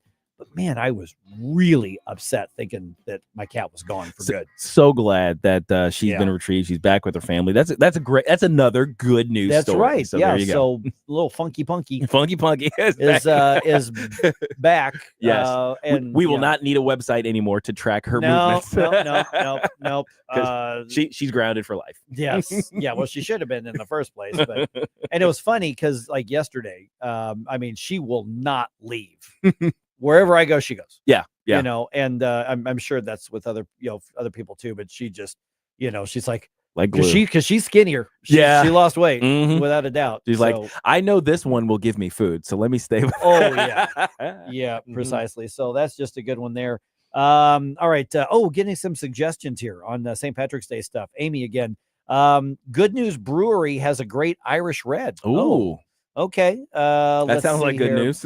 I'm going to mispronounce this one. Maybe you can tell me what the brewery here. Point Labadie. Point Labadie Brewery makes a great one too. A great week for beer. Yeah. There it is.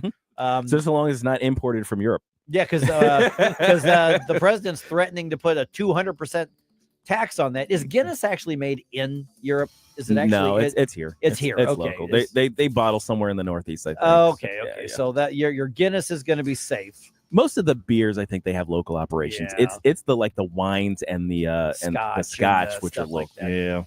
Yeah. Sorry, Mike. Oh man.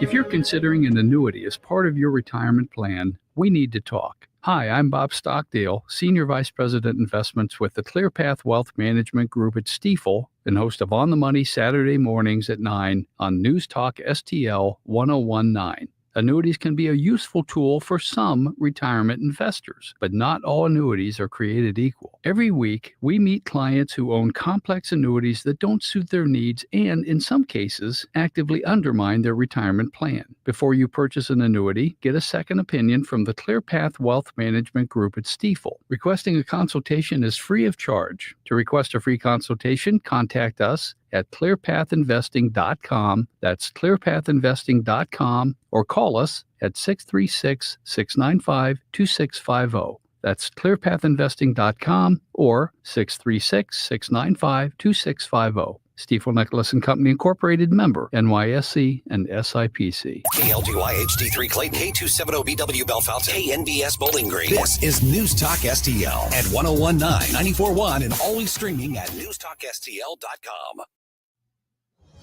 News this hour from townhall.com. I'm Rich Thomason. More than 3 dozen deaths blamed on powerful storms that battered parts of the Midwest and the South over the weekend. Hundreds of homes and businesses lie in ruins. Mississippi Governor Tate Reeves says the storms have driven a couple hundred people from their homes in his state. It appears that the National Weather Service is looking at preliminary data, and we could have as many as 12 tornadoes that came through our state. Today, high winds expected from Florida to New Jersey, and parts of the Northeast could see flooding rains. The Trump administration and a federal judge at odds on the issue of deportations of hundreds of alleged Venezuelan gang members. Mr. Trump is moving them out, while the judge says not so fast. On Saturday, the judge issued an order temporarily barring the deportations under an 18th century wartime declaration targeting Venezuelan gang members. When the judge was told that 2 planes with immigrants were already in the air, he verbally ordered the planes be turned around, but the directive was not included in his written order. The White House later said it did not refuse to comply with the court because the order was issued after the gang members had already been removed from U.S. territory. Greg Clugston, Washington. President Trump says tomorrow could bring an announcement regarding the war in Ukraine. Mr. Trump scheduled to talk with Russian President Putin tomorrow. Those discussions mentioned first by Mr. Trump, then later confirmed by the Kremlin. American shoppers stepped up their spending just a little bit last month and followed a sharp pullback in January. Retail sales rose 0.2% in February.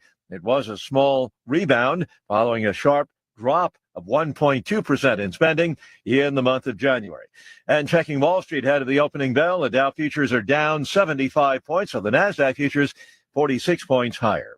More on these stories at townhall.com.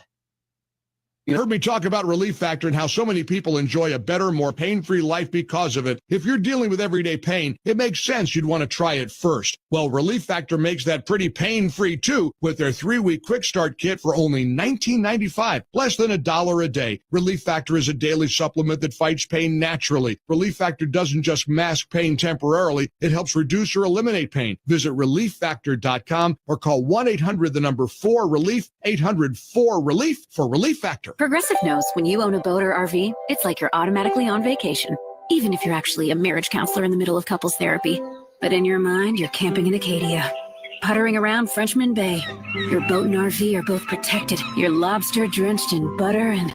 Uh-oh, did your clients just notice you weren't listening? Quick, do the thing where you just repeat back exactly what they said, but as a question. They bought it. Now back to Maine, earning an automatic discount bundling your boat or RV with your home or auto. Progressive Casualty Insurance Company affiliates. From the Michaels Flooring Outlet Weather Center. After a chilly start, St. Patrick's Day is looking pretty good. Mostly sunny skies, a high near 70 degrees this afternoon. Just a touch on the breezy side from lunchtime on with a wind out of the south. Skies mostly clear tonight. We'll drop it down to a milder low of only 51 and a big time warm up Tuesday as temperatures jump to 79 for the afternoon high, almost 80. Rain and a few rumbles of thunder on the way for Wednesday.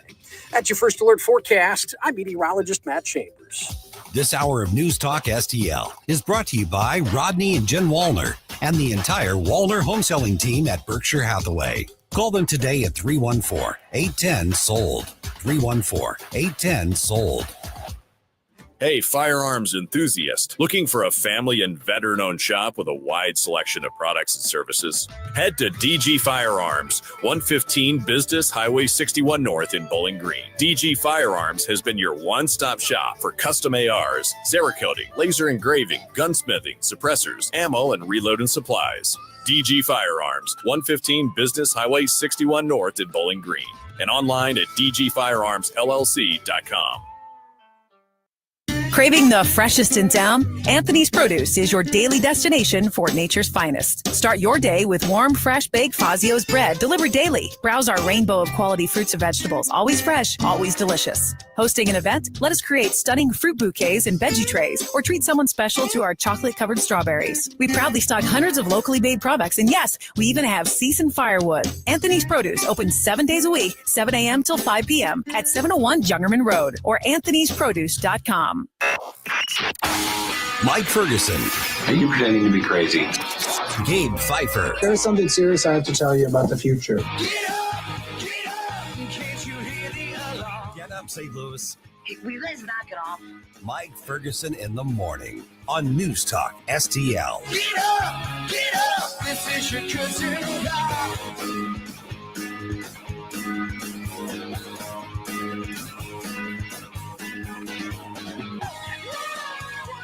All right, power is still being restored and cleanup is just beginning from Friday's storm. So it happened on Friday. It's a few days ago. You're thinking, well, the news story is over.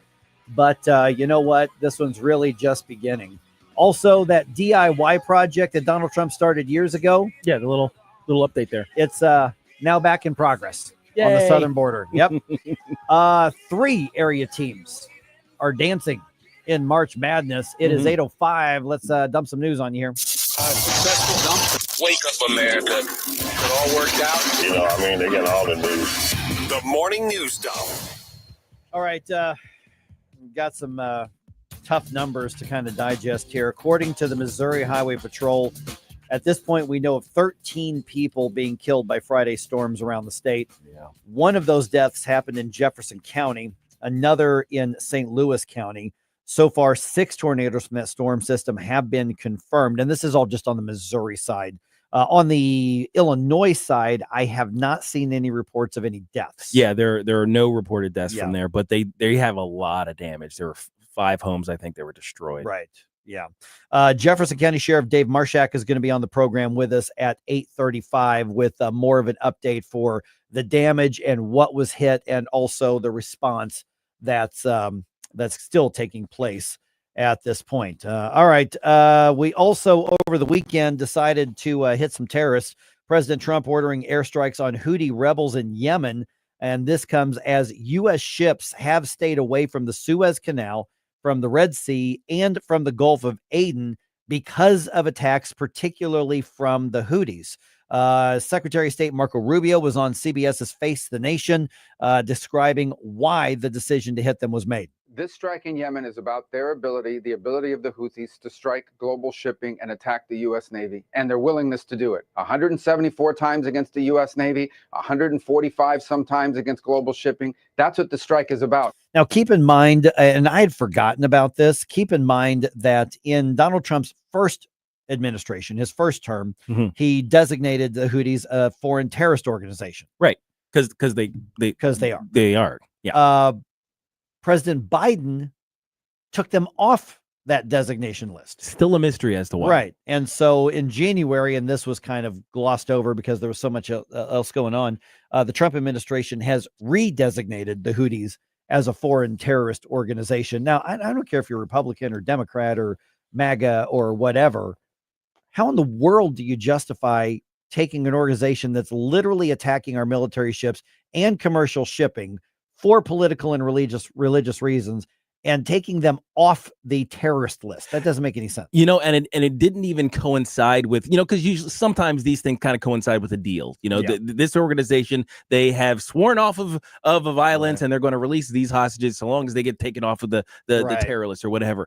They were launching missiles basically when Biden signed that order to remove them from the terrorist watch or the terrorist. Not even just ships. They've also targeted other military assets as well, including bases and things like that.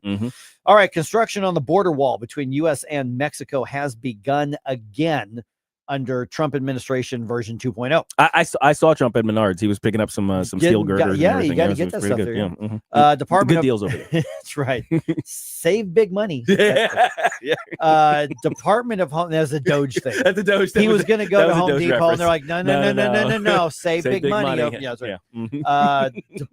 Department of Homeland Security Secretary Kristi Noem was in Arizona on Sunday. She posted a video on social media of the portion of the wall that was started during the first Trump term, but not finished. Right at this spot, you can see where the border wall ends. As of today, we're starting 7 new miles of construction. We're going to continue to make America safe again. Okay, and in related news, she looked great having that video posted. I'm just pointing that out there. I better move on before I get myself in trouble here. Okay. All right. Speaking of the president, he says he is not budging on his plan to put new tariffs in effect on April 2nd on America's foreign trading partners. He was speaking to reporters on Air Force One last night, and he says, these are the president's words, that the tariffs will lead to American freedom and prosperity. It's a liberation day for our country because we're going to be getting back a lot of the wealth that we so foolishly gave up to other countries, including friend and foe. And that would all be true except for hundreds of histories of basic economics that says it's not. All right. Notoriously left-wing Wash U is among the universities being investigated for racial discrimination by the Trump administration.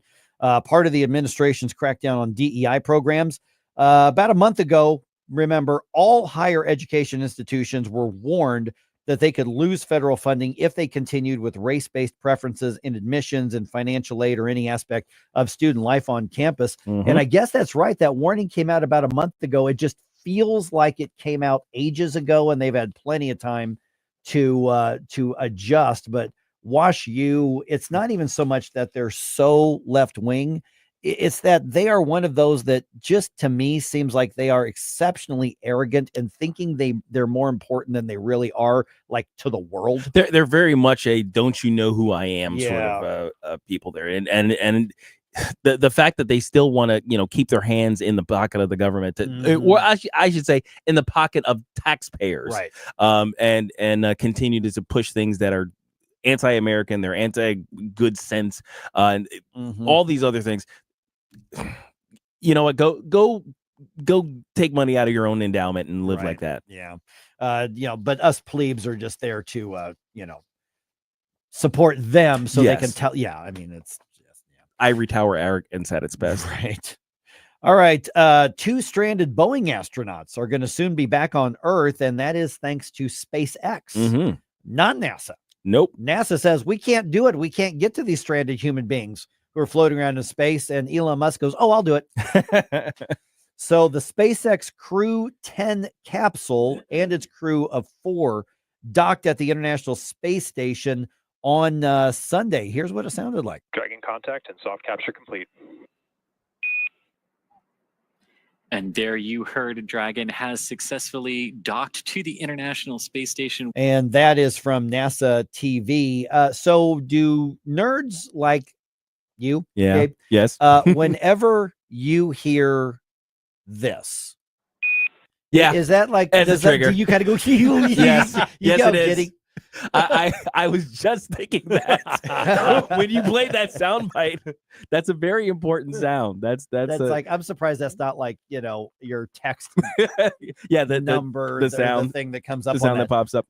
But now, so what happens next is they're up there because they've been stranded for a long time in space at the International Space Station, and NASA basically saying we can't get you down for months and months and months. Well, the thing is, NASA has no crew capability anymore. They don't. So they farm it out to companies. Originally, they were thinking Boeing would be the main contractor for the crew back and forth for this particular crew. Right. Boeing had some trouble with their capsule, and of course, there was going to be an issue of launch windows and things like that. SpaceX offered a long time ago to be the rescue vehicle for this. I don't know if this is part of that deal or if they were delayed from a previous, an earlier window. But certainly, this was just something that they could easily do. They've already had 16 crewed missions, 11 of which for NASA, 5 were commercial, numbering a total of 60 crew members back and forth from Earth to space. So they've been there here before. They've had this rodeo. So it's pretty standard now at this point for SpaceX to be able to do this. So I'm not surprised to see it. I'm surprised it took this long. So there may be something in there. Yeah. And then when they come back to Earth with the stranded astronauts remains to be seen. Yeah, that's another. I mean, a landing window is kind of similar to a launch window. You want to make sure you hit the best configuration of objects possible. All right, got a few things in sports here. The brackets are set for March Madness. Mizzou is a number 6 seed in the West Regional. The Tigers are going to play Drake later this week. Illinois, also a number 6 seed, this time in the Midwest Regional. They're going to play. They don't know who they're going to play yet. It's either going to be Texas or Xavier, because those two teams have to do a play-in game, and the winner of that will then take on Illinois. And congratulations to SIU Edwardsville. Yes, indeed. Yeah, they're going dancing this year. They won their conference tournament, which guarantees them a place in the big dance. They are the number 16 seed, also in the Midwest, where Illinois is. But that means that they're going to take on the number 1 seeded Houston. Bracket play begins on Thursday. And in related news, work productivity in America falls off drastically. It will plummet on Thursday. Yeah, absolutely. And by the way, SLU's also in a postseason tournament. They're in the NIT. Oh, okay, good. They'll play Tuesday night at 8 p.m. at Arkansas State. Who is that? Who they're so they're against Arkansas State? Yes, the NIT plays on home courts. Correct. As well. I kind of wish the NIT were still at the level, because it used to be like the NIT and the NCAA tournament were both like really big deals. Yeah. And NIT is kind of a consolation one now, but still playing in a postseason tournament's good. Are you guys going to fill out a bracket? If somebody does one here at work, I'll try, but I haven't really followed it that close, but I'll try. After doing them for 20 years, Yeah. I'm sort of burned out. You're burned out on them. I may do it. I got SIUE going all the way. What do you say, people? Janet was asking me about it. It's like, I don't know. I said, try this. Just pick which one has the best colors, but in each matchup, and just fill out your bracket that way. My daughter, when she was really little, because she's a sports fan, but before she really got into it, we have the big family one, and she did the thing which mascot was cuter, and she ended up winning one year when she was like 8 or something like that. That always happened to us at Y98. Our news director, Michelle Dibble, would always fill out brackets and go by who's got the best mascot? Right. Yeah, there you go. Who's got the nicest colors? Nice Come on, uniform. Michelle. Yep. And then the other people overthink it like crazy. Oh, yeah. It's like, how did you pick that upset? Well, it's a puppy is their mascot, and I just don't like that straggly old bird. And so, Butler's got a bulldog. I love bulldogs. that's right. Yeah. And then, I mean, what the hell's a Jayhawk? And then, all right, the Cardinals take an 11-5 loss to the Marlins on Sunday. Sonny Gray gave up 8 earned runs in his 3 innings on the mound. Yikes. Oh, boy. Still, Sonny Gray is going to be the starter on opening day. Luke and Baker hit a home run yesterday in the 8th inning. Redbirds play the Nationals this afternoon at 12:05. No TV on that one. MLB Audio has the game. And the Blues get a win. They get a win in style at Enterprise on Sunday. They beat the Ducks 7-2. Oof. 7-2. Man. Jordan Bennington had 23 saves. But here's the thing is there are games where Jordan Bennington has had 29, 30, 32 saves. Mhm. So the fact that he only had 23 saves means that puck was not down by the Blues goal very much. Yes, they controlled it. Blues controlled this game from start to finish. Matter of fact, each Blues goal, every one of those 7 goals was scored by a different player. 7 Blues had a goal. So you go for you, go for That's you, right. go for you, go for you. They were sitting over there playing rock, paper, scissors. Okay, it's my turn. It's my That's turn. right. It's my turn. Oh, my goodness. That's All right. the puck to me. No game today. The Blues are on the road tomorrow when they take on the Predators. You want to give me more information. You want to take the place of what I This is News Talk STL at 1019, 94.1, 99.1 HD3 and newstalkstl.com. Get up. It's Mike Ferguson in the morning. You're gonna blow us all away. We've been here 30 years, 30 Christmases in this house, and we have the traditions that most families have. That's Terry talking about her experience with Rhino Shield ceramic coating. We did Rhino Shield 14 years ago, and the house still looks the same as the first day. Rhino Shield really worked with me to help me get just the right, nice, soft yellow, and it's 14 years later, and it's the same color. The main reason Terry called Rhino Shield is because it's backed by its 25-year transferable warranty. It just sounded wonderful that we could have the house coated with Rhino Shield and not have to worry about it again for 25 years. Take it from Terry. Give Rhino Shield a call now for a free evaluation. 877-25-RHINO. 877-25-RHINO. Or visit 877-25rhino.com. There have been neighbors that have come by and said, "Did you just have your house painted?" Because they wanted to know who the contractor was. And I said, "No, it's actually Rhino Shield." 877-25rhino.com. Turning 65 soon? Medicare decisions don't have to be overwhelming. Hi, I'm Debbie Westhoff with Westhoff Agency. We have helped hundreds of people just like you navigate Medicare options. Let me, Debbie Westhoff, be your personal Medicare guide, walking you through each choice to find the coverage that truly fits. Don't leave your healthcare decisions to chance. Call me at 636-500-1843 or visit us at westoffagency.com. Westhoff Agency is your trusted Medicare partner. That's westoffagency.com. Hey, beverage enthusiasts, it's time to stock up and save at Save On Liquor and Wine, Twin Oaks. Premium whiskeys, fine wines, tasty tequilas, smooth vodkas, you name it, we got it on discount. Whether you're celebrating, relaxing, or impressing, Save On is your one-stop shop for all things liquid refreshment. 1142 Merrimack Station Road or online at savonliquor.com. Save On Liquor and Wine, Twin Oaks, where great moments begin with a perfect pour. If you have a phone, you have a radio. Download the all-new News Talk STL app Love the all-new News Talk STL app. and listen anytime, anywhere.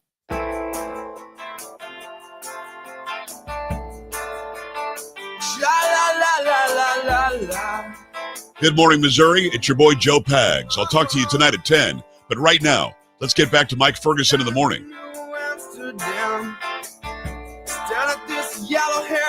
Do you guys realize what today is? Besides St. Patty's Day? St. Patty's Day. Yeah. But this is also the first day that News Talk STL is in the post-Bongino era. Oh, yeah, that's right. Yeah. Oh, wow, man. Post-Bongino era. So Yeah. the Vince show is going to be on this week. Mhm. And then we'll keep you all updated as to what things are going to shake out as very soon. Yes. Yep. I'll put it that way. Yep. Put the final touches on it. Yeah. So Bongino, which he's still got to go through the process, but I don't think there's going to be any issue with him being put into place as deputy FBI director, working alongside Kash Patel. Okay, so this was an interesting story, and I had to get caught up on this because I got to tell you just a little tidbit about me.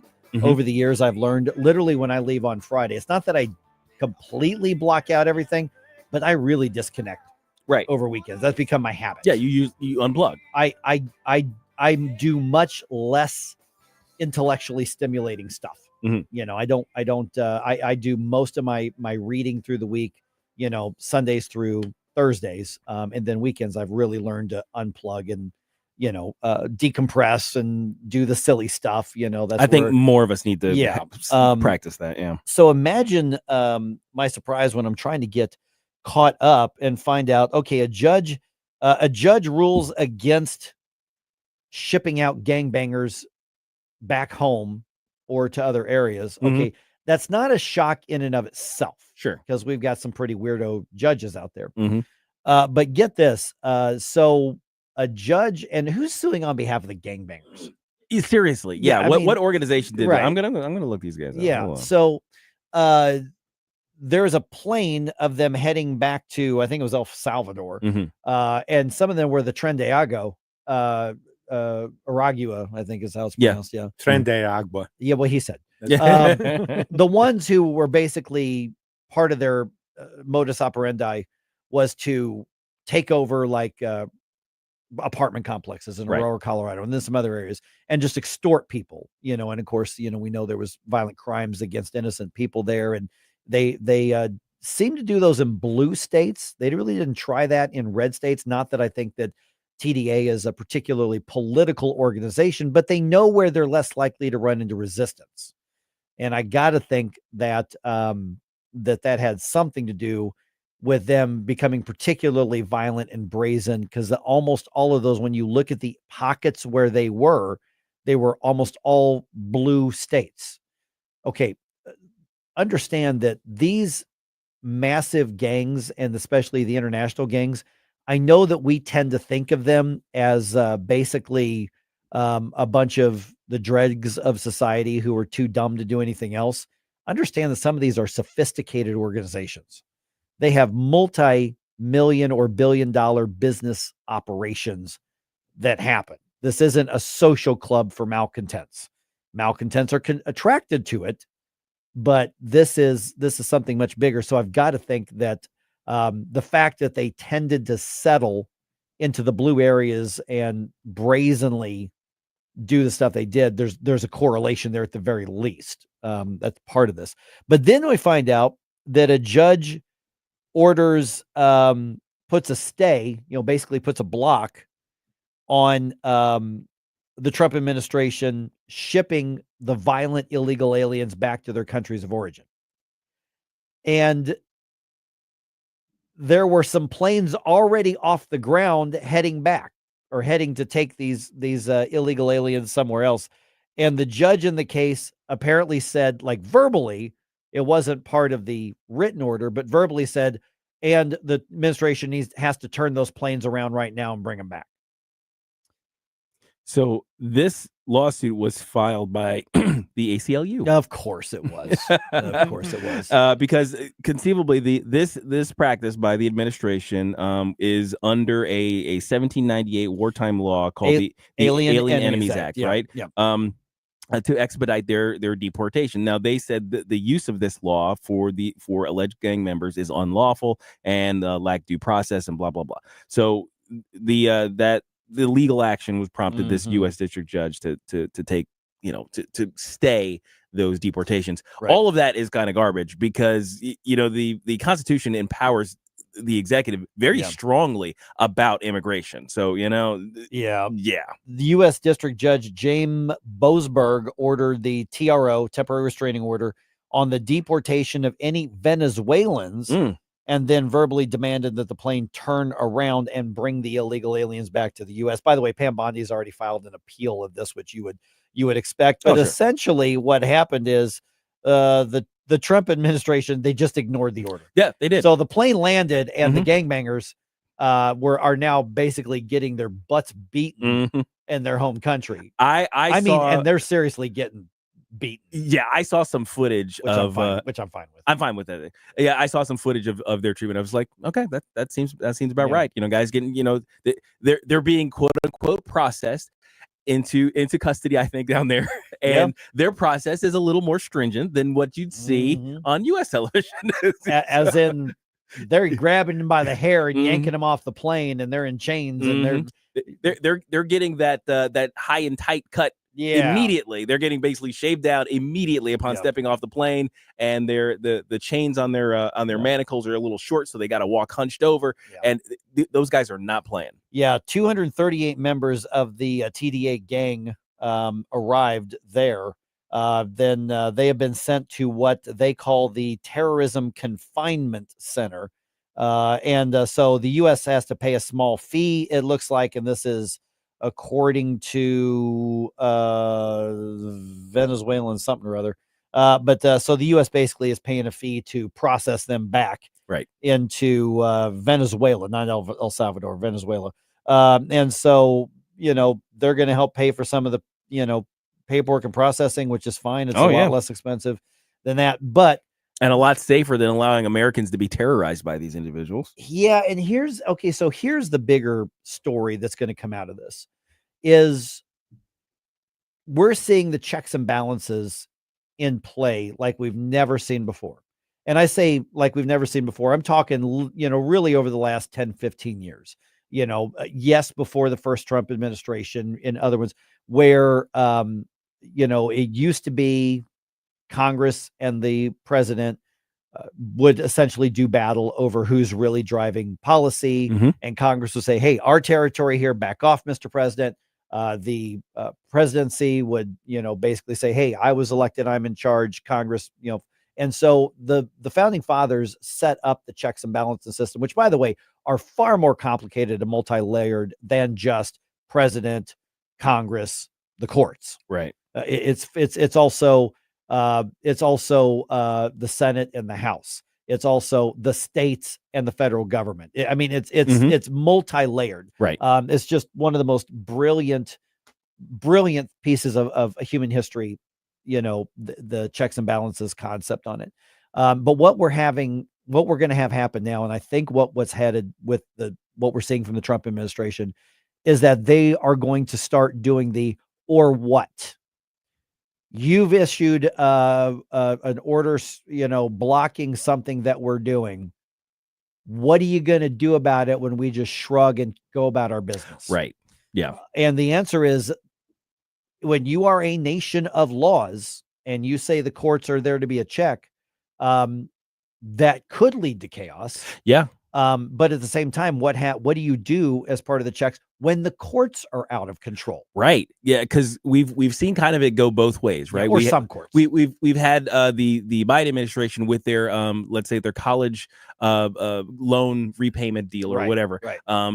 Forgiveness deal. They just kept going. The court said you can't do that by executive order. That's not your purview. The power of the purse belongs with Congress. Biden just said, hey, we're just going to keep going. Yep. We don't care what the court says. And he said, despite the Supreme Court ruling, we did it anyway. Yeah. So it's kind of a blatant, we don't care about what the court says in that situation. In which case, I think the court was right there because the power of the purse does belong to Congress. And by the way, the Supreme Court did not say that loan forgiveness was illegal. Policy. That's not what they said. That's not what they said. You don't have the authority to do it. They have the authority to do it, and they didn't do it. Right. That's all that ruling was. Yeah, because the thing is, when the government spends money, that's supposed to be the purview of Congress. Right. Now, in this case, we've got basically, according to the Constitution, the purview of the things that go on with the border, with national security and all those things. That power belongs to the executive. It belongs to the president. And you have these activist judges who say, well, but what about X or how about no, or send the plane back. And in my view, that's going beyond their constitutional powers, their constitutional capabilities. So then any defiance of those rulings, I think, would be well within constitutional power. So you've got basically both ways. The various branches kind of fighting one another. But we do want the courts still to be able to check out of control government. Exactly. I mean, I get that if you like Donald Trump, I'm not arguing with that. I'm saying, what about the next president you don't like? Right. Yeah. We want to make sure the courts are still able to check them. But that might mean that we're in an era right now where the courts have to rediscover where your lane is and where it's not. Yeah. I mean, the next president could, instead of just forgiving loans, they could say, well, I have the power to spend money, so I'm going to spend money on this climate change thing. I'm going to spend $1 billion on my friend who has developed this new climate change thing. And you're like, President Newsom, you can't do that. And he says, I don't care. And he does it anyway. What are you going to do about it? Yeah. I ordered the Treasury to write the check. Yeah. So, man, we're in weird territory right now, aren't we? If you want to see some really weird stuff regarding activist judges, look at the state of Washington and King County, which is Seattle. Seattle area. Yeah. There are courts there where the judges have said, you can't bring the U.S. Constitution into this. Yeah. That was a Second Amendment case. What? Yeah. Unbelievable. What? The Second Amendment was inadmissible as an argument. The lawyer was not allowed to reference the Second Amendment. Isn't that bizarre? Yeah. Oh my gosh. Yeah. You should. And the judge actually came out and said, you will not bring the U.S. Constitution into my courtroom. What? Yeah. Okay. That's almost a word for word. That's almost a word for word account of it. I mean, that's like almost exactly the words they used to. Removed from the bench, disbarred, never to practice law anywhere ever in America. Yeah. Like, that's what should happen. But will it? Oh, no. No. So what's the new checks and balances going to look like after? I don't know.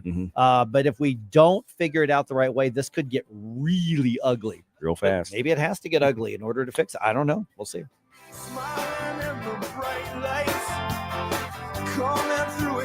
Mike Ferguson in the morning. From the Michaels Flooring Outlet Weather Center. After a chilly start, St. Patrick's Day is looking pretty good. Mostly sunny skies, a high near 70 degrees this afternoon. Just a touch on the breezy side from lunchtime on with a wind out of the south. Skies mostly clear tonight. We'll drop it down to a milder low of only 51 and a big time warm up Tuesday as temperatures jump to 79 for the afternoon high, almost 80. Rain and a few rumbles of thunder on the way for Wednesday. That's your First Alert forecast. I'm meteorologist Matt Chambers. Fox News commentary. An Obama-appointed activist federal judge temporarily blocked President Trump from deporting illegal alien gang members. I'm Tommy Lahren. More next. When I started skiing, I didn't think about setting any records. When I won my first race, I didn't think about how many more I might win. So when I made it to the top of the world, it never crossed my mind to stop. Being the best isn't the same as being your best. There are no shortcuts to the top, so find the people who help get you there. I'm Michaela Schifrin, and that's what Team Stiefel means to me. If you're an advisor or an investor, choose Stiefel, where success meets success. Stiefel Nicholas and Company Incorporated, member SIPC and NYSE. Past performance is no indication of future results. Investing involves risk. Consult a financial advisor before making any investment decisions. Judge put a temporary block on President Trump's ability to deport criminal illegal aliens, and the order went so far as to say any deportation flights already in the air would have to turn around and bring the illegals back to the USA. This ruling was brought to the judge on behalf of a group of 5 Venezuelan criminal illegal aliens in immigration custody in Texas and New York local jails, and the action revolves around whether or not our president has the right to invoke the Alien Enemies Act of 1798, which gives the president the ability to order the arrest, detention, and deportation of non-citizens who are 14 years or older and come from countries staging an invasion or predatory incursion of the U.S. The temporary order is for 14 days only. The Justice Department has already appealed the decision, but what really ticks me off is how hard President Trump has to work to put America first. I'm Tommy Lahren, and you can watch my show, Tommy Lahren is Fearless, at Outkick.com. Got tree troubles? Brock Tree Service has you covered. A Christian family-owned business with years of professional experience. From tree removal to stump grinding, emergency storm damage to snow plowing. We do it all. Residential, commercial, any job, any size. Free estimates, competitive pricing, and local experts you can trust. Call 314-267-2239 or visit brockstreeservicestcharles.com. Someone had a birthday. Yep, 50. Can't believe it. 50 years of wisdom. Great segue. We have health news, a CDC update. Pneumococcal vaccination is now recommended for adults 50 or older. Says here, We're over 6 times more likely to be hospitalized with pneumococcal pneumonia than adults under 50. I don't love those odds. Same. Look what I found. Pfizer's Prevnar 20 is proven to help protect adults against pneumococcal pneumonia and invasive pneumococcal disease in just 1 dose, and millions have already gotten it. Continued approval may depend on a supportive study. Don't get Prevnar 20 if you have a severe allergy to its ingredients. A weakened immune system may lower your response. Common side effects include injection site pain and swelling, fatigue, headache, muscle, and joint pain. For full prescribing information, please call 1-855-213-2138. Visit Prevnar20.com or talk to your doctor or pharmacist. I'm on Prevnar20.com now, scheduling my appointment. Good idea. And happy 50th. St. Louis's new choice for conservative talk. Hey, good morning, everybody. Live and local. Welcome home. And whoosh, sitting in traffic, stuck in a jam, and being entertained by Vic and Thunder Stealing Ken. This is News Talk STL.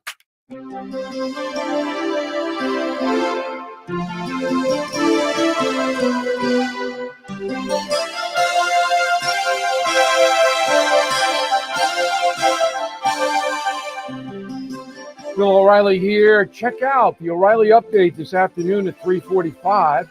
Right now, it's back to Mike Ferguson in the morning on News Talk STL.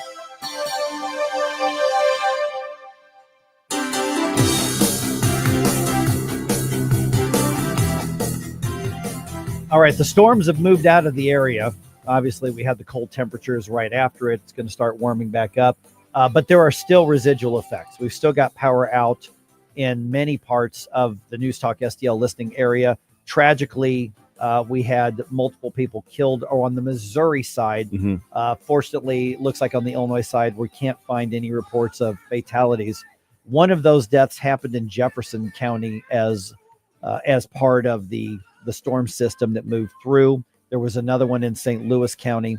All in all, we had 13 Missourians or people in Missouri who died as a result of these storms that ripped through the area. A lot of damage. We're now joined by Jefferson County Sheriff Dave Marshak. And Sheriff, thanks for being on the program. Let me start with the assessment of where we're at as far as damage and power out. And are there any residual sort of dangers and things that people need to be aware of now? Because we think, well, the storms have moved on, the sky's cleared up, everything's fine, we can go and do whatever. But is there anything that people need to be aware of and careful of at this point? Well, look, I think Ameren UE's done a great job deploying resources and assets quickly to the area. Saw them out right after the storm, so I know they're doing their absolute best to try and get everybody back online. Northern Jefferson County, we still have some power outages, which are impacting traffic. So I would just share with motorists traveling on Highway 141 near Interstate Highway 55 to expect some delays. We saw some big delays around Imperial Main Street up into the outer road with no electrical signals, really pushed traffic back. So I would say, look, pay attention. There's a lot of things that are happening out there with Public Works and the Highway Department making sure the roadways are clear so the motoring public can continue. But I think some of the initial hazards that we were concerned about have already been remedied. Now, we saw a bunch of pictures out of Arnold. They got hit really hard. What were some of the worst hit areas, and how bad was the damage, whether it was residential or commercial? Yeah, well, look, I think we have significant damage in terms of the area.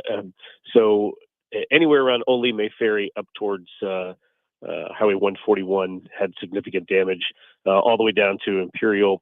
Hail damage throughout some of the municipalities throughout the county. So I would say it's widespread. At the same time, I've been in Jefferson County for over 30 years, and I think this is the third tornado. So I would say the impact was wider on this one, but less severe than some of the other ones that I've seen in the past.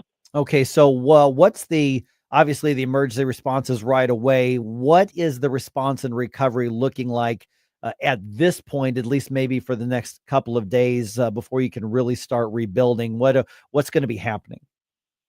I think it's getting the infrastructure back online, particularly the electricity, because, one of the things that is impacting our community, is the financial impact. And Many of our shopping plazas are closed down up in the north end of the county. We need to get those back up and running to ensure the business community can get back and prosper. So I think for us, the other thing is, look, we need to constantly remind our community to know who your contractors are, because I think there's a lot of what I would call minor damage, siding, fascia, soffit, kind of repairs that need to be done. Is know who your contractor is and make sure that you're making wise decisions, because what we see in every storm are some of those that will try to prey on our community in bad ways. Yeah, we see that with all over the country. Hey, I'll catch you a really good deal. I'm in the neighborhood doing this anyway. Let me do your roof here. And then, they take a deposit and then you never hear from them again. We're visiting with Jefferson County Sheriff Dave Marshak. And tragically, one of the deaths from the storm happened in Jefferson County. What do we know about what happened? Pretty limited. I will tell you, the Troop C commander had called me that night. We had many assets and resources deployed. And it's, I'll give Highway Patrol credit and said, what do you need? What can we help you with? And they immediately deployed resources when that crash happened. And we said, if you can just handle this fatality crash on Interstate 55, we'd appreciate it. They did.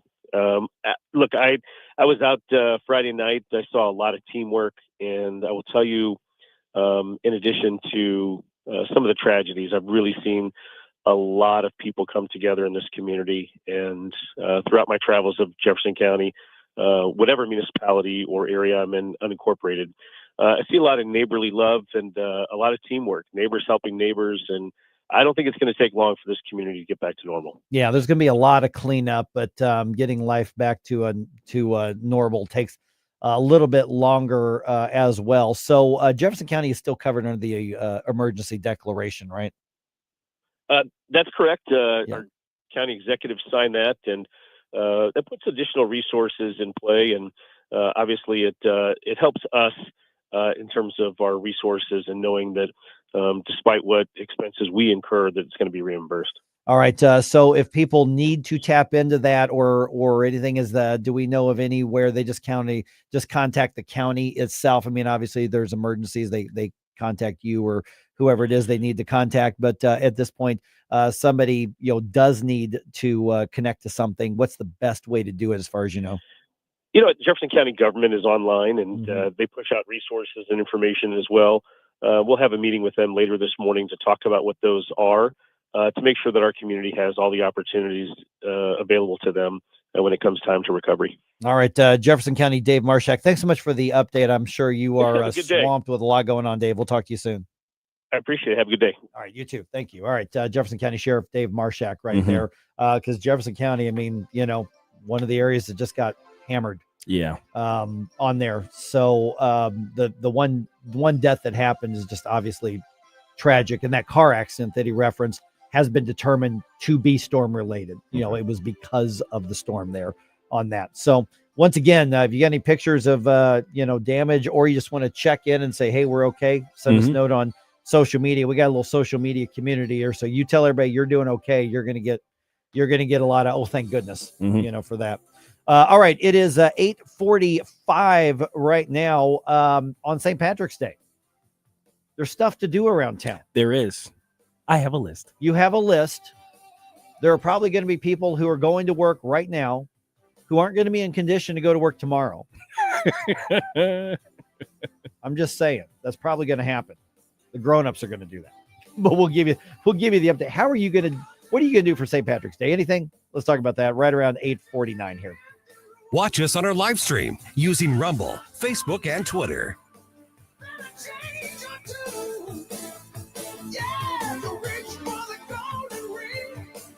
Get up. It's Mike Ferguson in the morning.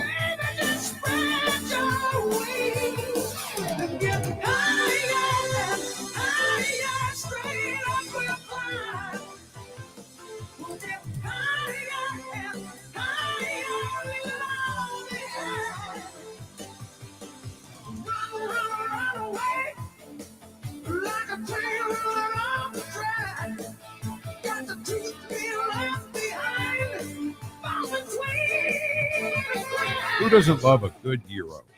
Soulard Gyro is the place to go. They're family owned and operated and been operating since 2009 and growing. 4 locations in O'Fallon, Maryland Heights, Wentzville, and Soulard. And they have gyros, rice bowls, salads, and wraps, Greek fries. I didn't even know that was a thing. So stop into one of their 4 locations. And if you need something catered, they can take care of that too. Soulard Gyro, SoulardGyro.com. Make authentic gyros great again. When it comes to spending your tax dollars and teaching your kids, governments and school districts should be an open book. But in Missouri, that's not always the case. Recently, the Show Me Institute sent out a sunshine law request to school districts across the state, asking for information on whether certain topics are being taught. Specifically, a controversial one called critical race theory was included in the list. Many districts didn't respond. Some wanted to charge large fees to process the documents. Lee's Summit outside Kansas City wanted over $35,000. A rural district, Morgan County, wanted $15,000. The Sunshine Law does allow charging a reasonable fee for sending out information, but there's nothing reasonable about $35,000 or $15,000. These districts should want to be transparent about their curriculums. Taxpayers deserve to know what their kids are being taught. Learn more at showmeinstitute.org. The Show Me Minute has been brought to you by Show Me Institute and Show Me Opportunity. The Allman Report. Hey, Monday on the Allman Report, all the crazy, nutty stuff from around the weekend. You're going to love it. It's the Allman Report on News Talk STL. Jamie Allman. Weeknights at 8 on News Talk STL. I really like all the things you're saying. News, analysis, opinion. Thank you very, very much. News Talk STL.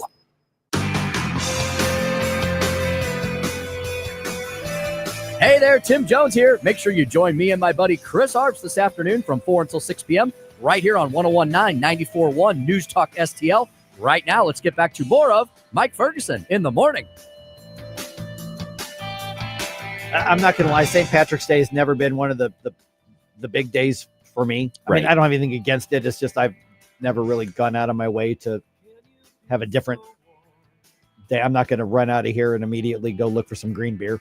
You know, it's just not my thing. Right. You know, you're not particularly jazzed about this. I mean, it's fine. I mean, Yeah. you know, I may end up going to get lunch somewhere and like, you know, okay, that's fine. I don't even, but it's just not a big party day for me. I just go about my business, you know. What's funny is I was noticeably more excited about Pie Day than I am for Of St. course. Patrick's Day. I literally did the pizza pie and pie Okay. thing for Well, dinner. then you've got to report which ones, because we had the debates over which ones were the best ones. Oh yeah, that's right. I just went with a New York style pepperoni pizza for Okay. myself, which is nice and thick. Nice, and, yeah. Well, no, the New York styles are thin.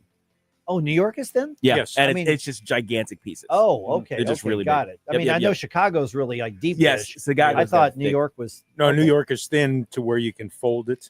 Yep. You know, Oh. Yeah. folks like to fold it 'Cause and walk around New York City. I don't really respect that. No, come on. It's thin and the pieces are really, really big. Yeah. So you have to fold it in order to so it doesn't flop. It's kind of awesome. No, it's not working for you. Might be an acquired taste. It maybe is acquired taste.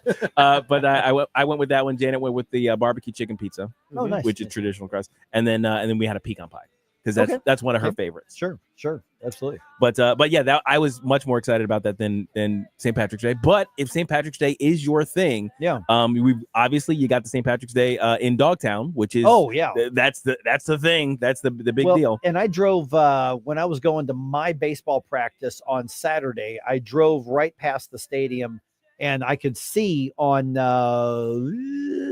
16th Street. No, not 16th. What's right by the stadium? Stadium as in Bush? Yeah, Bush Stadium. 7th, 8th Broadway. Because all of the St. Patrick's Day floats were lined up getting ready to go. Okay. And so I saw them kind of standing by right Staging in it. front of the stadium. They were Mhm. staging it right there. I'm like, oh, yeah, that's right. Yeah, I'm going to go out and practice my own baseball. Yeah, the Ancient Order of Hibernians Parade is what I guess the official Yeah. That's right. designation there. It is. And they have 3 designated zones in the area in Dogtown. You have your family zone. Yep. Your party zone. Okay. You know, wink, wink, nod, nod, party. And then the Irish culture zone, which I'm not sure what all's going on there, except for, I guess, kilts and more beer. Probably. See, and that's probably the one I would go to. Yeah. If I went. It sounds which interesting. I'm probably not going to, but that's where I would go. Mm-hmm. And then, of course, another big one is the official St. Louis St. Patrick's Day bar crawl. There's an official one, and for those who still want to celebrate that thing after work, it goes from 5 to 9 p.m. and it begins in the Grove. Yeah, it's already started. It's let's be somebody's out there pre-gaming right now. There are people. I'm sure there are people who are going to be lapping this thing. Yeah. Hey, we're gonna get an early lunch. Early lunch. Yeah, and they're gonna start there. Where are you going? Well, you can talk about anywhere. There's plenty of places in Dogtown. Soulard are probably pretty busy. Oh, they'll be. I would think as well, because there are some pretty. I mean, between like the Great Grizzly Bear and Carson's and some of those, there are some pretty good places. I imagine there are kind of local versions of both the parade and the bar crawl in various communities, kind of in the metro. So this is just St. Louis City. So I'm sure if you look up your town or your county, there's going to be something. Do we know? And we probably could easily look this up, but like St. Patrick's Day, as you mentioned earlier, this really isn't an Irish thing in Ireland, but we basically took it and said, okay, let's retrofit this into alcohol abuse. Right. It's the Cinco de Mayo of yes. So here's actually an update. My wife's boss or maybe one of her coworkers, who is currently in Ireland. He said that it is a national holiday over there, and they're gearing up for things. They were gearing up for things over the weekend, so they're celebrating it too over the weekend. So, but they don't celebrate what we celebrate. I mean, if you go ask anybody in Dogtown, tell me about the reason we celebrate St. Patrick's Day, I am going to guess 9.9 out of 10 are going to say. Because beer. Yeah. Now there was, snakes something out of Ireland. What are you talking about? There was a suggestion too that since there is a large influx of tourists into Ireland around this time, that may have something to do with some of the changes in Ireland around this time period. Because I think like you, Stel, back in the day at least, I knew for a fact that Ireland didn't really do much. I think basically we imported St. Patrick's Day, changed it, and then exported it back to the Irish through tourist dollars. That's what I think would happen. So they're realizing there's a market for Americans who want to have an authentic St. Patrick's Day celebration in Ireland. So they're like, what do they think authentic is? Right. Let's give it to them. Yes, because they're spending American dollars over here. Wink, wink. Let's go ahead and do that. Yeah. I think that's really what's going on. Probably. And you got some great Irish restaurants here in St. Louis that you can check out today. Maggie O'Brien's downtown. Yeah. Seamus McDaniel in the Dogtown area.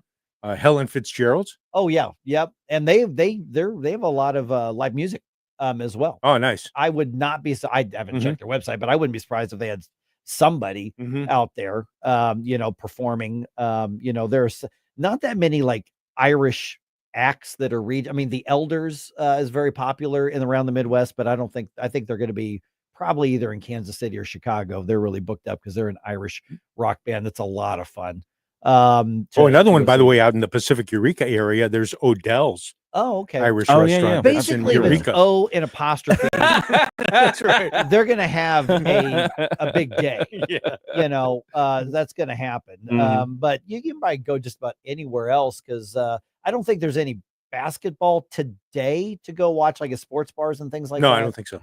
Because that'll really tomorrow. kick up later on. The play-in games are either tomorrow night or Wednesday. Yeah. And then Thursday, the tournament starts. So, but if you just go, I'm sure because it's an excuse for us Americans to go drink stuff. Do something into excess. That's basically it. Do something to excess. So somewhere's away. So on our Facebook, because the Rumble chat is going to close out here in just a few minutes at the end of the show, but the Facebook comments are going to keep going, and you can actually comment on Rumble too. So if you're like, hey, you want to go have some fun, this is the place to do it. You can post that on there. Yeah. Let us know. See, I'm just going to go about my day. I don't think I'm going out of my way to go anywhere, but it can be a lot of fun. And what's the weather going to be like today for the outdoor stuff? It should be fine today. Good. I believe around 70, 79 tomorrow. Oh boy. That's what was crazy is the day before the storms moved through on Friday, we had we had like 80 degrees. And then the storms came in, and in the back end of the storm, the temperatures dropped. The Saturday morning, I get up, and first thing I do is check my weather app. And we went from 80 degrees, literally like 18 hours, 13 hours before. Right. And I look at my weather app and it says the snow should stop in less than 30 minutes. Yikes. And I'm like, what in the world is happening right there? And sure enough, there were flurries that were floating around. That was wild. But I guess bizarre. I guess the cold front running into that warm front is kind of what gave us the storm. Yeah, right? you're going through a transition time here, going from winter into spring, and invariably you wind up with goofy days and goofy weeks like this, where you get 80s and then 40s and then 70s, and you wake up in the morning, 32 or 30 degrees, and an afternoon high today of 71 expected. So I can turn my furnace back off today. I think so. Open up the windows again, because getting that fresh air in, that nothing beats that. Yeah. But I didn't run my furnace for like 3 days. It's pretty awesome. It was like great. It's just fresh air everywhere. That's the best way to go. All right, Vic Porcelli show coming your way here in just about 6 minutes. Again, you got a suggestion for where people really need to go check out some lunch or grab some drinks or something like that? Put them in our comments on Mike Ferguson in the Morning on Newstalk STL's social media, and you may have some friends show up to hang out with you. All right, Vic Porcelli, like I said, coming your way just ahead. So perhaps my work here is done. Perhaps it's time that I moved on to a place where there's stuff to do. Stuff to do. Talk radio made in St. Louis. Very excited for what you guys are doing for the St. Louis community. For St. Louis. Relevant local talk. Saying what we are thinking. This is News Talk STL. You guys are awesome. I love you. And it's a tremendous honor to be on the station. News, analysis, and opinion. Thanks for covering the local angle. Oh, people, this is America. We better open our eyes. Really local, really good. News Talk STL at 1019, 94.1, and newstalkstl.com.